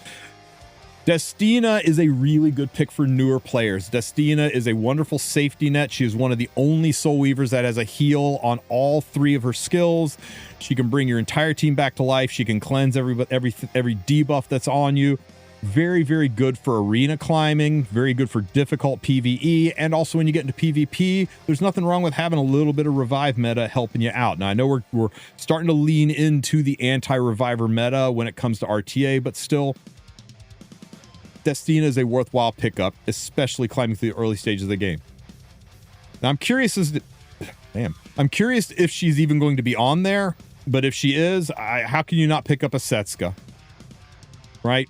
Probably the most impactful unit that's not an ML5 of 2025, and I say that looking Renak right in her face. So if you can get a Setsuka and you don't have a Setsuka, Setsuka is even one of those units you can build multiple ways, on counter, on injury, on riposte. So even having multiple Setsukas isn't bad. So Setsuka is definitely a good one to pick up. And because Setsuka exists and because everybody is going to be wishlisting her ass, the Great Mortelix is even more important. Anybody who can shut counters down is important into a meta where she makes everything counter. So yeah, the Great Mortelix, probably one of the strongest units in the game. Definitely one of the best buffs ever. Rowana, if you are a relatively new player, Rowana is a very, very good unit. Rowana is kind of the opposite of Mort. Mort stops the counters from happening. Rowana makes the counters help your team out. So both of these are great counter or great answers to Setsuka. Also, we're seeing Bellion more and more often. Rowana is really good into Bellion, and in PvE, you're going to find a lot of places that Bellion is that Rowana is really, really good. And the final, top value. Can anybody guess who it is? Who did I leave off? Fene. She does all of it. You're struggling with expeditions, use Fene. You can't beat this hunt, use Fene. You want to be able to do auto tower with one single use Fene. You want to solo this content, use Fene. Oh, Advent's out, it's Fene's turn. And with the warfare rules, there are some chads out there who are thinking maybe on her own artifact, maybe I start building Fene, and now as I injure myself, my damage goes up. And with the warfare rule, as I injure my enemy, my damage goes up. It might make her a tank buster level strong DPS unit. We'll have to see, but I think Fene is insane value and is probably the most important non-free unit to have on your account. I think if you could start the game with any one brand new unit, Fene would be that unit. So that's it, guys. This is my recommended tier list for your wish list heroes. I'll work on an artifact one later. Hopefully this helps you guys out. If you have any questions, ask them in the comment section. Don't forget to like and subscribe, and I'll catch you guys in the next one. Whew. That was a lot of yapping. What do you guys think? Did I lose the plot anywhere in here? Or does it look good to you guys? After Hecate, Elvira will not be used as much, right? We'll have to see. We'll have to see, man. I've been around too long to say, oh, well, this unit clearly stops that unit, so that unit's going to disappear. And then all it meant was, no, they just run together now, and it's even worse. But one would hope. I think Says is pretty solid use of Zeo in PvP. Yeah, I'm not going to talk about that one though. That's some hidden and esoteric tech that I can't wait to whip out in a couple of weeks. Yep, look at young Senya and Harsetti, but also look at Rowana and Seaside Bologna. Seaside Bologna was the most broken thing ever. She was everywhere, and then Rowana's banner hit, and Seaside Bologna vanished from the game, like overnight. So you never really know. And a lot of this is very subjective, guys. Is Lidica that bad now? Have you seen her run anywhere? Let's take a look. RTA stats. Let me pull it up on my screen. RTA stats.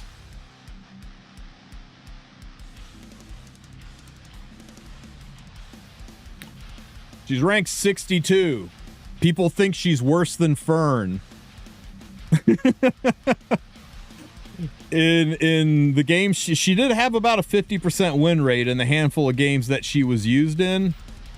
But yeah, nobody plays her anymore. She fell off. Now, if you go back last season, go back to summer season, holy shit, she was there with a bullet, man. Her win rate was insane. She was used everywhere, but yeah, just kind of hard to use right now.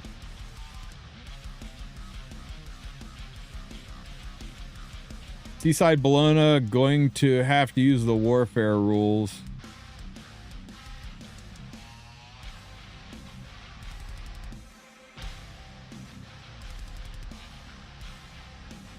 Look at young Senya and... Oh, yeah, sorry. Reading an old thing.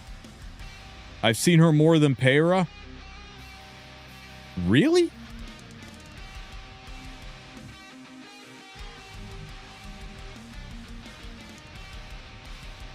You have to agree she is a lot harder to build than Peyra, right? Like, she requires roughly the same speed as Peyra, which is harder to do, and you also want more stats on her. You want, Peyra, you just want a little bit of health on her. With Lidica, you want crit chance, crit damage, maybe some effectiveness.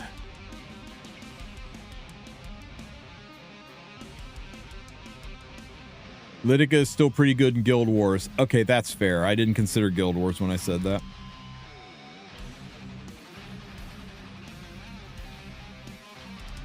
All right, guys. I'll put that up. It's just my opinion, guys. It's just my opinion. 40% damage reduction to Rangers. Oh, right. That's so weird, right? 40% reduction to Rangers is so weird. Where is that stuff? Hang on.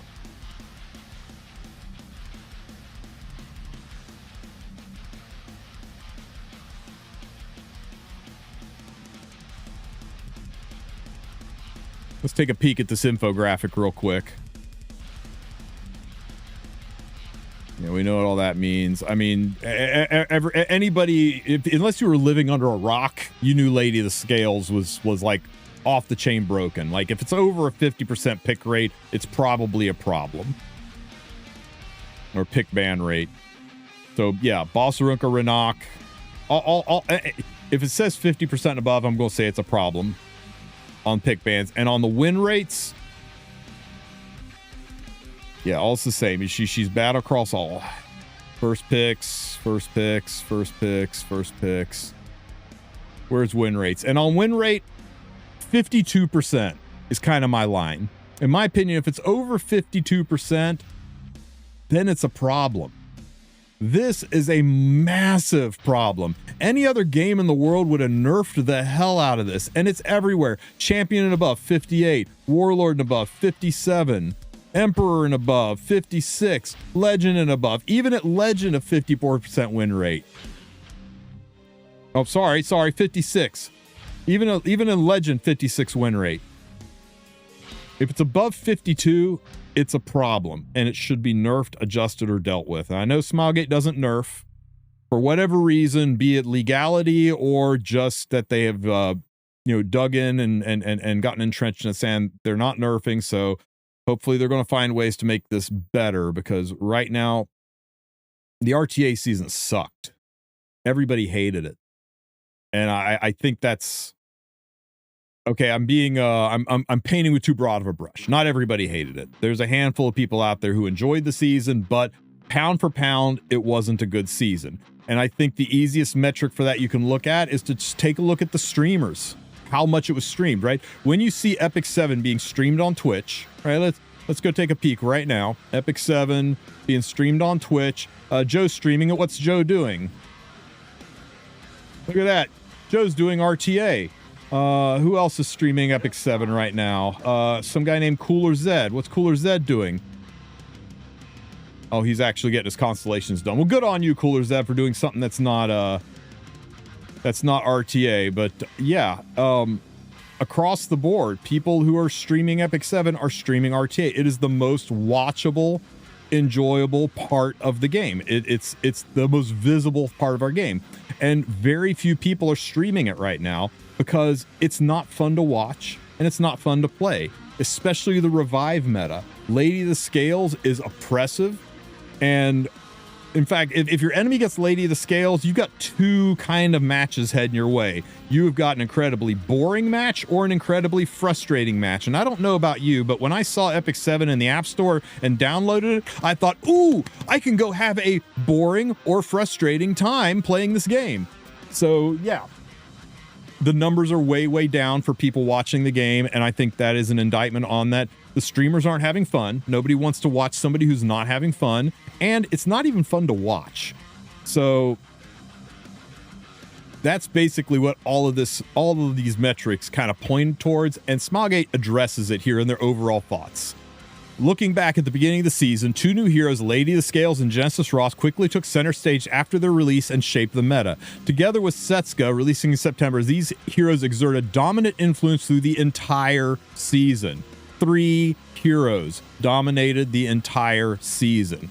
In addition, heroes who were central to the preseason balance adjustments, such as Conqueror Lilius, Lionheart Sirmia, and Festive Ida, continued to demonstrate strong presence. Okay, Lionheart Sirmia had a strong presence because of Setsuka. Conqueror Lilius had a decent presence because of her buff, but mostly because she synergized really well into Summer Hua Young. Festive Ida, maybe they're playing a different RTA than I'm playing. It's not that she wasn't picked at all. She was definitely there and was definitely pretty good, but was she a strong presence? I don't remember seeing a lot of Festive Ida, especially mid to late season. Around the midpoint of the season, the meta underwent another major shift, made Chloe, strengthened through the September balance adjustment, and Ruel of Light, who received an exclusive equipment, ushered in a new revival meta. And this is where it all went to shit. You thought Lady of the Scales was frustrating or boring? You ain't seen nothing yet. Welcome to Maid Ruel Celine. It was god awful. And I mean, I'm talking to people who love playing this kind of style, and even they're like, yeah, it's kind of made it just not fun. Joining the front lines, new crossover here, Freerin, who also played a major role in the battlefield. Yeah, Freerin. And she was okay, right? Let's go take a quick peek at Ruel of Light up here, guys. For win rates, right? Win rates.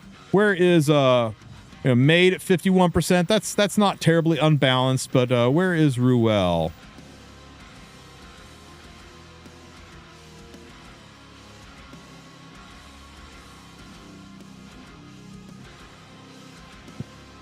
Ruel of Light, 55% win rate in Warlord.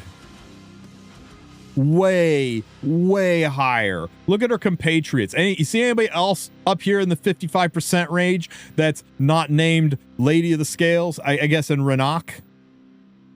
They went way ham on her. And we get in the lower ranks, still 55%. We get up into Legend and in Emperor, and we've still got 55% Emperor, and even in Legend, she's still right on that edge where I'm like, if it's above 52%, it needs to be nerfed. Across the board, she was a problem. Across the board.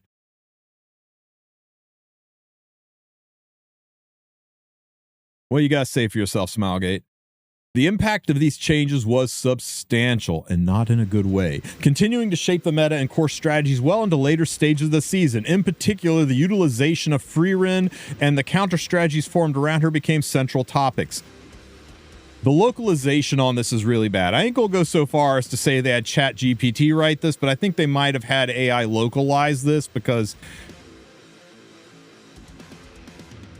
I don't know. I've seen things translated from Korean to English before, and this is more than that. Strategies formed around her became central topics. Okay, this led to extensive research into wide range of strategies and team compositions, such as Yulha with increased reflect damage, exclusive equipment, Last Rider Crow with Crown of Glory. This was hilarious, right? Everybody trying to use Crown of Glory to stop Freerin and watching it not work over and over and over again. This is the MLM everyone was selling. Have you tried Crown of Glory? I mean, it doesn't work, but have you tried it? Because on paper, it looks like it should work. So maybe you should try it so you can see that it doesn't work like everyone else. Oh my God. And teams built around Spirit Isoline and Silvertide Christie made Ruel. On the other hand, some players broke through the revival comps using speed teams led by Briarwitch Asaria. The only people who could build super speedy Briarwitch Asaria teams to be able to cleave into Ruel. That worked really, really well. And that's probably why you see the legend Ruel only having a 52%, whereas everybody else that doesn't have that level of gear was down in the shitters of 55% win rates. She was a little easier to deal with higher up, where you could just gear around her obnoxious kit. Counter with higher speed comps by employing Festive Ida with Guide to a Decision. I still don't remember seeing any of this. Now, I skipped most of the season. I got my champ frame and dipped out because I just did not enjoy the season. So I still don't remember seeing Festive Ida with Guide to a Decision anywhere. Can anybody else in chat tell me, did they see Festive Ida on Guide to a Decision be used as a way to deal with Ruel? Because that's wild to me. A clash of spear and shield that became one of the season's defining points. A human did not say that.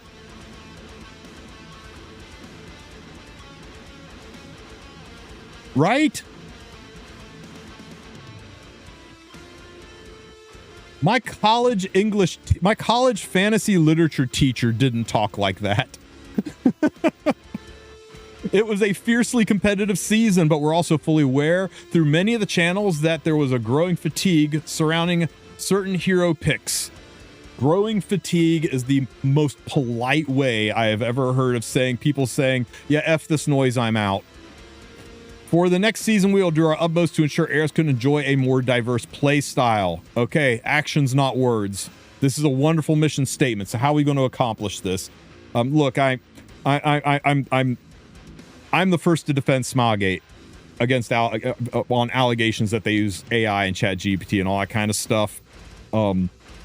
Especially centering around the announcer, who I know is a human, but this was at least localized by automation, right? It had to be. Okay, so what are we doing? Show me what your plans are. Show me how you are going to do your utmost. So, warfare rules. This fall season also marked the first implementation of the warfare rules system, which I thought was a very cool system in concept, right? As mentioned in the previous infographic, the purpose of introducing warfare rules was to expand upon the Battlefield Frenzy system, allowing heirs to experience a more varied pattern within a single season. More varied battle patterns. However, this was the first season we determined that assigning overly powerful rules from the outset could create excessive hurdles. Shocker. Some rules were therefore set conservatively, though we acknowledge this resulted in uneven value across the rules. Okay, too long, didn't listen. They made some things too strong and other things not matter. So, to improve on these points, several rules have newly configured for the second season. Our four warfare rules applied spring 2026 are as follows. This is going to be hype, guys. The offense rule. This used to be warriors get penetration, which meant if you got this, units like strays and basically any warrior with an AoE suddenly popped off because most units that penetrate don't have AoEs. There's only a handful that do, and this let AoE warriors go nutso. And it really limited what you're going to draft down to. Basically, it just turned into Warrior 7 when this popped out, or people just ignored it and went their own way and said, you know what, I'll just kill normally and not use the extra warrior damage. So they're changing this one because it was kind of hot and cold. It was insane or it wasn't that good. When attacking, damage dealt increases proportional to the injuries on the target up to a maximum of 50%. So it's going to be proportional to the injuries. You can only injure somebody up to 50%, and that's going to increase damage up to 50%. That means if somebody's wearing 50% injuries, it's basically like you're wearing 5 torrent sets. I don't think people quite wrap their brains around what a 50% increase to damage dealt means. Not 50% increase to attack like attack buff, not 50% increase to crit damage, 50% damage dealt increase is insane.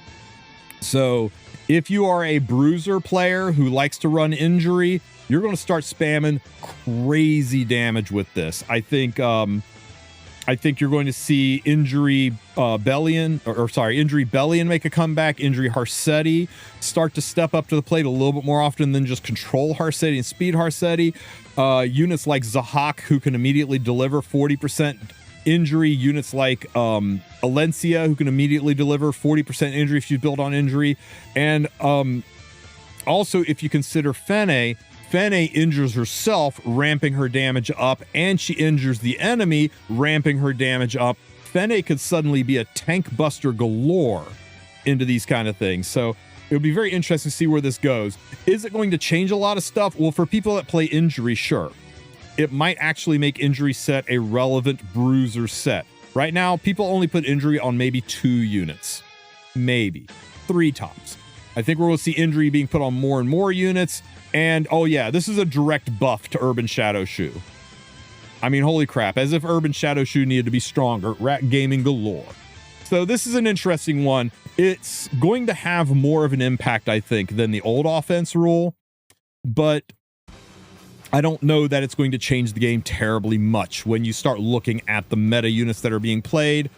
I'm not sure injury and extra damage solves the Maid Ruel situation. Injury and extra damage doesn't solve the Lady of the Scales and the Setska situation. Injury only maybe takes the edge off of ML Yulha, right? I don't know that this is really going to change the core meta that's currently in the game. It's just going to make the off-meta picks a little stronger and maybe usher them into the meta itself. We'll have to see.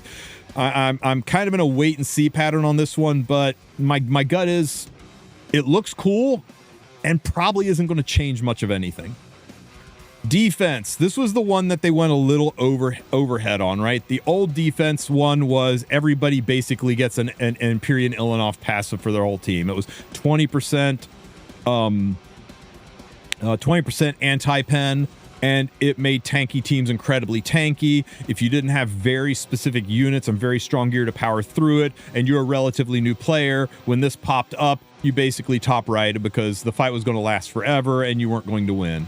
So they shit canned that one because it was overly strong, and it was one of the factors that added into RTA being less fun to watch and less fun to play. And they're really trying to address that. So I'm glad they got rid of defense. I'm glad they got rid of it, and they're changing it. They're changing it weird. 40% damage reduction to ranger heroes. Now, I got some thoughts about this. So what I think is, you remember how we were Warrior 7 for the longest time? Everything was about warriors. Ancient Inheritance was about warriors. RTA was about warriors. It was all about warriors. And then we turned into Knight 7, and everything was about knights, and all the new units that came out were knights. And if it was a new ML5 that was going to be good, it was going to be a knight. Get ready for the things to shift in the direction of rangers. I bet you 2026 is going to be the year of the ranger. We're going to see more and more powerful rangers come out. Because otherwise, this is just so random. Like, why? Like, I know rangers are traditionally squishy, but why? What's the point? How does this address Setska meta? How does this address Lady of the Scales meta? How does this address the Maid Ruel meta? There aren't exactly many Extinction Rangers out there, right? So it's kind of weird unless you look at it through a lens of, I bet we're going to see a lot more Rangers moving into 2026. Just my thought. As for who this currently benefits, it's going to make Afternoon Soak Flan significantly harder to kill. So you better be stacking your pop damage to deal with her, because damage reduction, I believe damage reduction will also apply to additional damage, apply to the pop damage. So it might make it very, very difficult to kill Afternoon Soak Flans. That's pretty much it currently. But I don't know. Wait and see. But I bet we're going to start to see Powerhouse Ranger after Powerhouse Ranger, and balance patches centered around making Rangers stronger to tie into the defense rule. Weakening. So this one is stupid. At the end of each turn, detonates burns, okay, bleeds, okay, and bomb effects. Dumb. For those of you who do not know how detonate works, detonate increases the damage of the thing by 50% when it goes off, right? If you have a 2-turn burn and you just let it go through all 2 turns and you do 500 damage per turn, you've actually done 1,000 damage, right? If you detonate those 2 burns, instead of the 1,000 damage, you do 1,500. It increases it by 50%. So that's what makes detonation so strong over just letting it naturally wear off. You actually get a 50% boost to damage on detonation. Now, do you guys remember the 2 warfare rules ago when they were testing the weakening warfare rule out, and it was increases the damage of burns, bleeds, and bombs by 50%? And they went, holy shit, this is way too strong, and they removed bombs because increasing bomb damage by 50% was way too strong. They just put it back. How is this different than the thing they said was too strong before? It's actually the same. Now bombs do 50% more damage, but it's not just the same damage that was before, it's way more useful. Yeah, Veronica was randomly one-shotting people. Now she will again. Summertime Assyria never has to push her S3. She can just sit there and Soulburn S1, pop. Soulburn S1, pop. Soulburn S1, pop. Oh, this one has a little bit left on it. Soulburn S1, pop. Instead of going, I think that's enough bombs. Let's hit the S3 and see if it kills. No. Okay, not dead yet. No, okay, now it's dead. Next, not dead yet. This is dumb. And I will be shocked if they leave the bomb effect in there, because it was too strong before. How is it not too strong now? The only one that they left alone, and all of Japan and Cookie will be very excited. The resistance effect res rule is getting left alone. They felt that was perfectly fine as is. And the reason I say all of Japan is because Japan is famously known for running a bruiser meta, where for the rest of the world, bruiser means tons of HP and defense. For Japan, it means shit tons of effect resistance and you can never touch me. Again, generalizing, but it is kind of what their server is known for, is high ER fights. All right, what are they saying? Regarding the background for the changes, the previous warfare rule offense increased penetration of warriors by 20%, received frequent feedback for being underwhelming. It was really good for a handful of AoE warriors, but other than that, people just went with other units that did damage. As a result, we restructured this new offense rule for injuries, blah, blah, blah, blah, blah. They feel it'll be better for sustained combat, and they're probably right. I'm just not sure it's going to change much of anything, because it doesn't do anything against the current meta problem units. Similarly, the rule for weakening, increased burn bleed damage by 50%, was also considered underwhelming. But when they had bombs in there, it was considered too strong. So they've updated the rules so that now they will detonate immediately on the end of a turn in which they are inflicted. Right, not anybody's turn, just you hit, you pop, you hit, you pop. This is potentially the strongest one in there, and I will be shocked if it remains, because they took bombs out before, but we'll see. The defense rule, penetration by 30%. I said 20 before, but it was 30%. Its influence on the combat flow was highly noticeable. Yes. It's easy to notice when suddenly things take forever, isn't it? It also placed a considerable burden on players. Yeah, the considerable burden was if you didn't have the gear to swim in that meta, you basically just top right it, or you got killed in slow motion. It was very, gatekeeping for newer players, very roadblocky for returning players, people who didn't have current modern use, they couldn't get back into the game. It really just sucked. Therefore, next season we'll adjust it so that ranger heroes suffer significantly decreased damage. I've heard people say, oh, it's Greenlandi's meta. I'm like, okay, if you say so, man. Robin Cleave coming, that's wild. That's a hot take, man. I still don't see how it addresses the revive meta, how it addresses the Setsuka Lady of the Scales meta, how it's going to help us with any of those things. Yeah, they just die a little slower, but other than Afternoon Soak Flan, I'm not sure it's going to change much of anything. I still think this is going to be centered around new units heading our way. As for the resistance by 100%, they found it was impactful, so they're leaving it alone. Since warfare rules significantly influence live band pick comps and combat pacing, we are continuously monitoring the real-time performance and priority. We will continue to gather feedback from our arrows in various channels. It's our goal to make World Arena consistently feel fresh, exciting with each new season. Poof. You gotta at least give them props for trying. Some of it feels like they're throwing spaghetti against the wall and seeing if it sticks.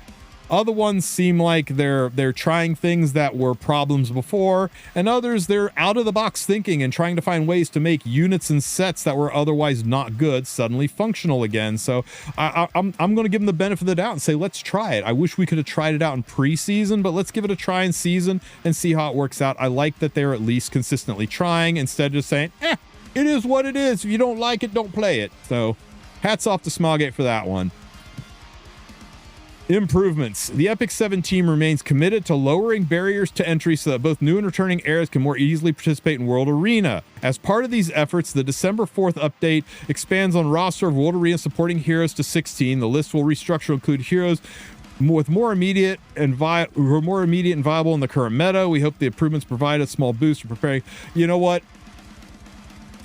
At least they acknowledge the problem.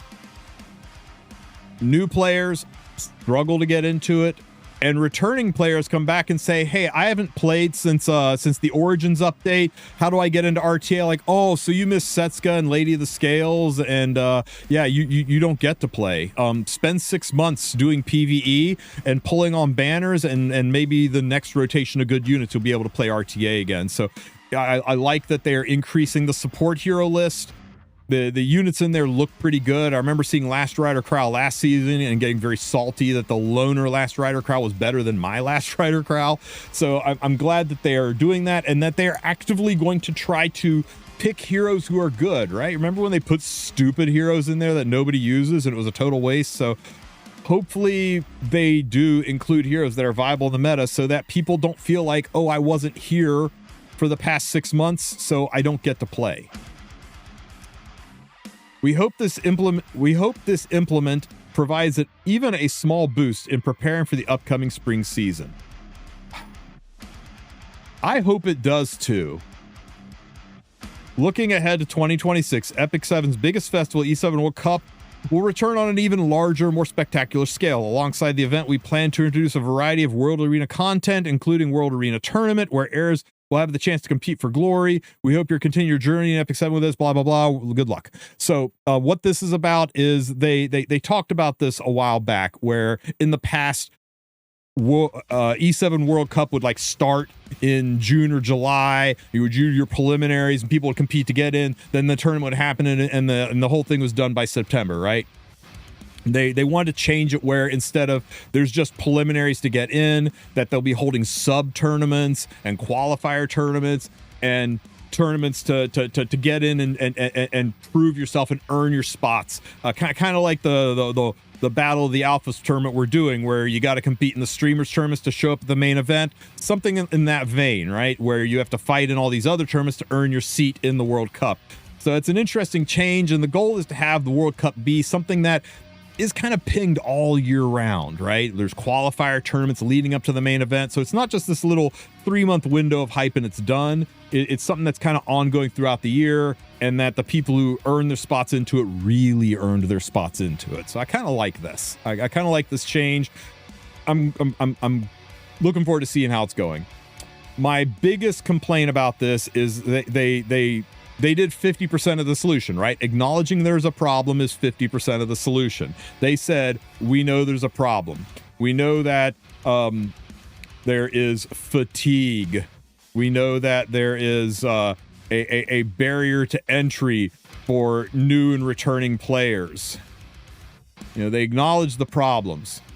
And then they said, these are things we're doing, but I don't really think they address the problems. Maybe they do. I am not an RTA expert. We'll have to see. But a lot of it feels like lip service, right? We hope these improvements provide a small boost. We are, you know, looking ahead. We are we're doing our utmost to ensure, but they don't really spell out steps to do it. Maybe I'm being overly critical and I just need to give them a chance, but it feels like a lot of the things that they said here and in the previous posts were all centered around thoughts and prayers, good feelings, trying to set the good vibes. Don't worry, guys. It's going to be good. It's going to be great. We're going to bring you the best plan ever. You guys are going to have such a good time. Oh, what are you doing? All kinds of things. Actions, not words. We need to see some actions, not words. And I get that Rome wasn't built in a day and you need some time to make it happen. We're all watching, Smilegate. Please make it better, because it is not good right now. It's probably worse than it has ever been when it comes to RTA. So there you go. Let me know what you guys think. Are we cooked, or is RTA saved? I'll catch you guys in the next one. Take care, everybody. Rome wasn't built in a day. Nope, it took 2.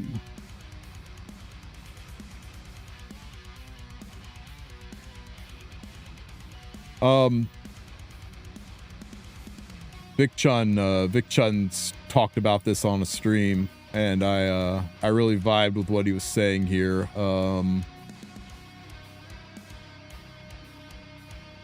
He made a tier list. These are units that are going to be good into ER. You don't really see any of them played except for Bellion. These are units that will be really good into the bleed bomb stuff. Some of them I disagree with, because like she already detonates anyway, so why is she down here? These are ranges that'll probably be good into the mitigation. You know what? ML Politis, I didn't even think about that. She'll be really freaking good in this, because how are you going to kill her ass when she's stealthed, takes 40% less damage, and she just gets to do all her things? I think C Poly is going to be insane.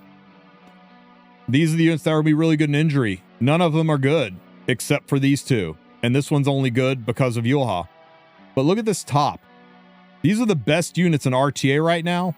And these warfare rules, they don't do anything. These warfare rules don't do anything against Lady, against Freerin, against Renak, against Bossarunka, against Yulha, against Zio, against none of these units. All of these, this top row, this is all you probably saw on your enemy team when you're doing RTA, and none of these rules change a damn thing about the current meta, and that's what bothers me the most. Is Vic Chun just hit the nail on the head with this list? How does this change what is so bad right now? Hopefully I'm just missing it. Hopefully Vic Chun's just missing it. Hopefully Valky's just missing it, because I think we've all said the same thing, is what does this really do? It's neat ideas. Using more injury sounds fun. Making Ranger heroes great again sounds awesome. Blowing things up with bombs sounds cool. None of these do anything to stop the top row, except maybe some of the weakening stuff might be good into the units like Freerin and Renak. Maybe. But that's pretty much it, guys. We'll have to see. We'll have to see how it pans out.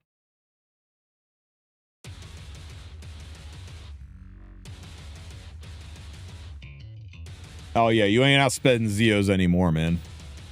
Unless it's a purposefully slow Zeo to bait you. Hecate will handle the other things? Sure she will. I like the confidence.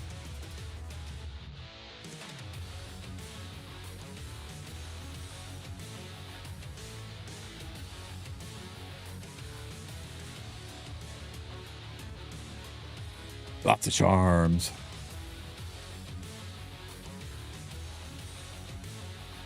Just give us 1 week, 3 OP unit global ban.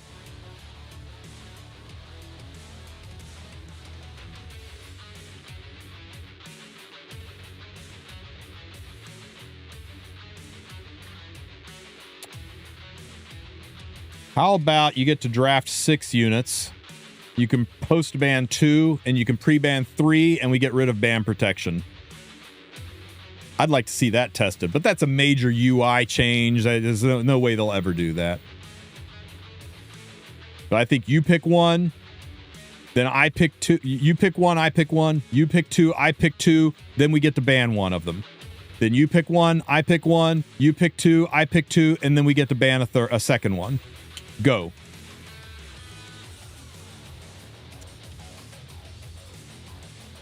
Yeah, I'd like to see Sue try the ratio format without ban protection. He considered it, but it was such a radical change. He knew what to expect with it. He didn't know what to expect without it, so I can understand why he didn't do it. But yeah, because with ban protection, all you do is just like protect some nuclear unit, and then that's complicated. Other games do it just fine, man. Whoozy, thank you for the resub. I appreciate you, brother. With my uni finals before it finished me, missed 2 months. Whoozy been busy. My university finals before it finishes me.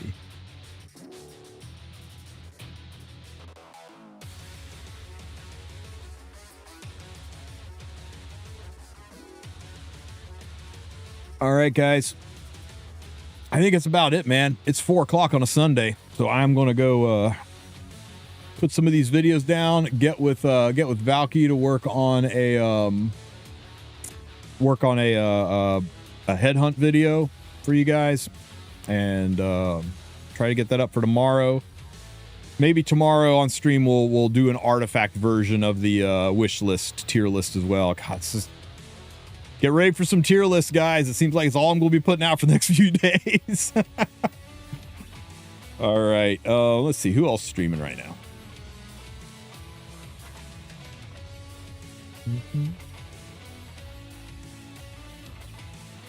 Like Mr. Joe 5K is keeping the lights on over there, doing some RTA, talking about his units. So, why are you building a Little Queen Charlotte, Joe?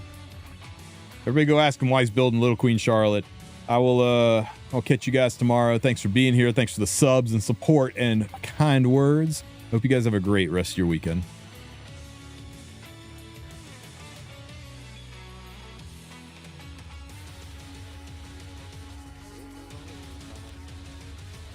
That's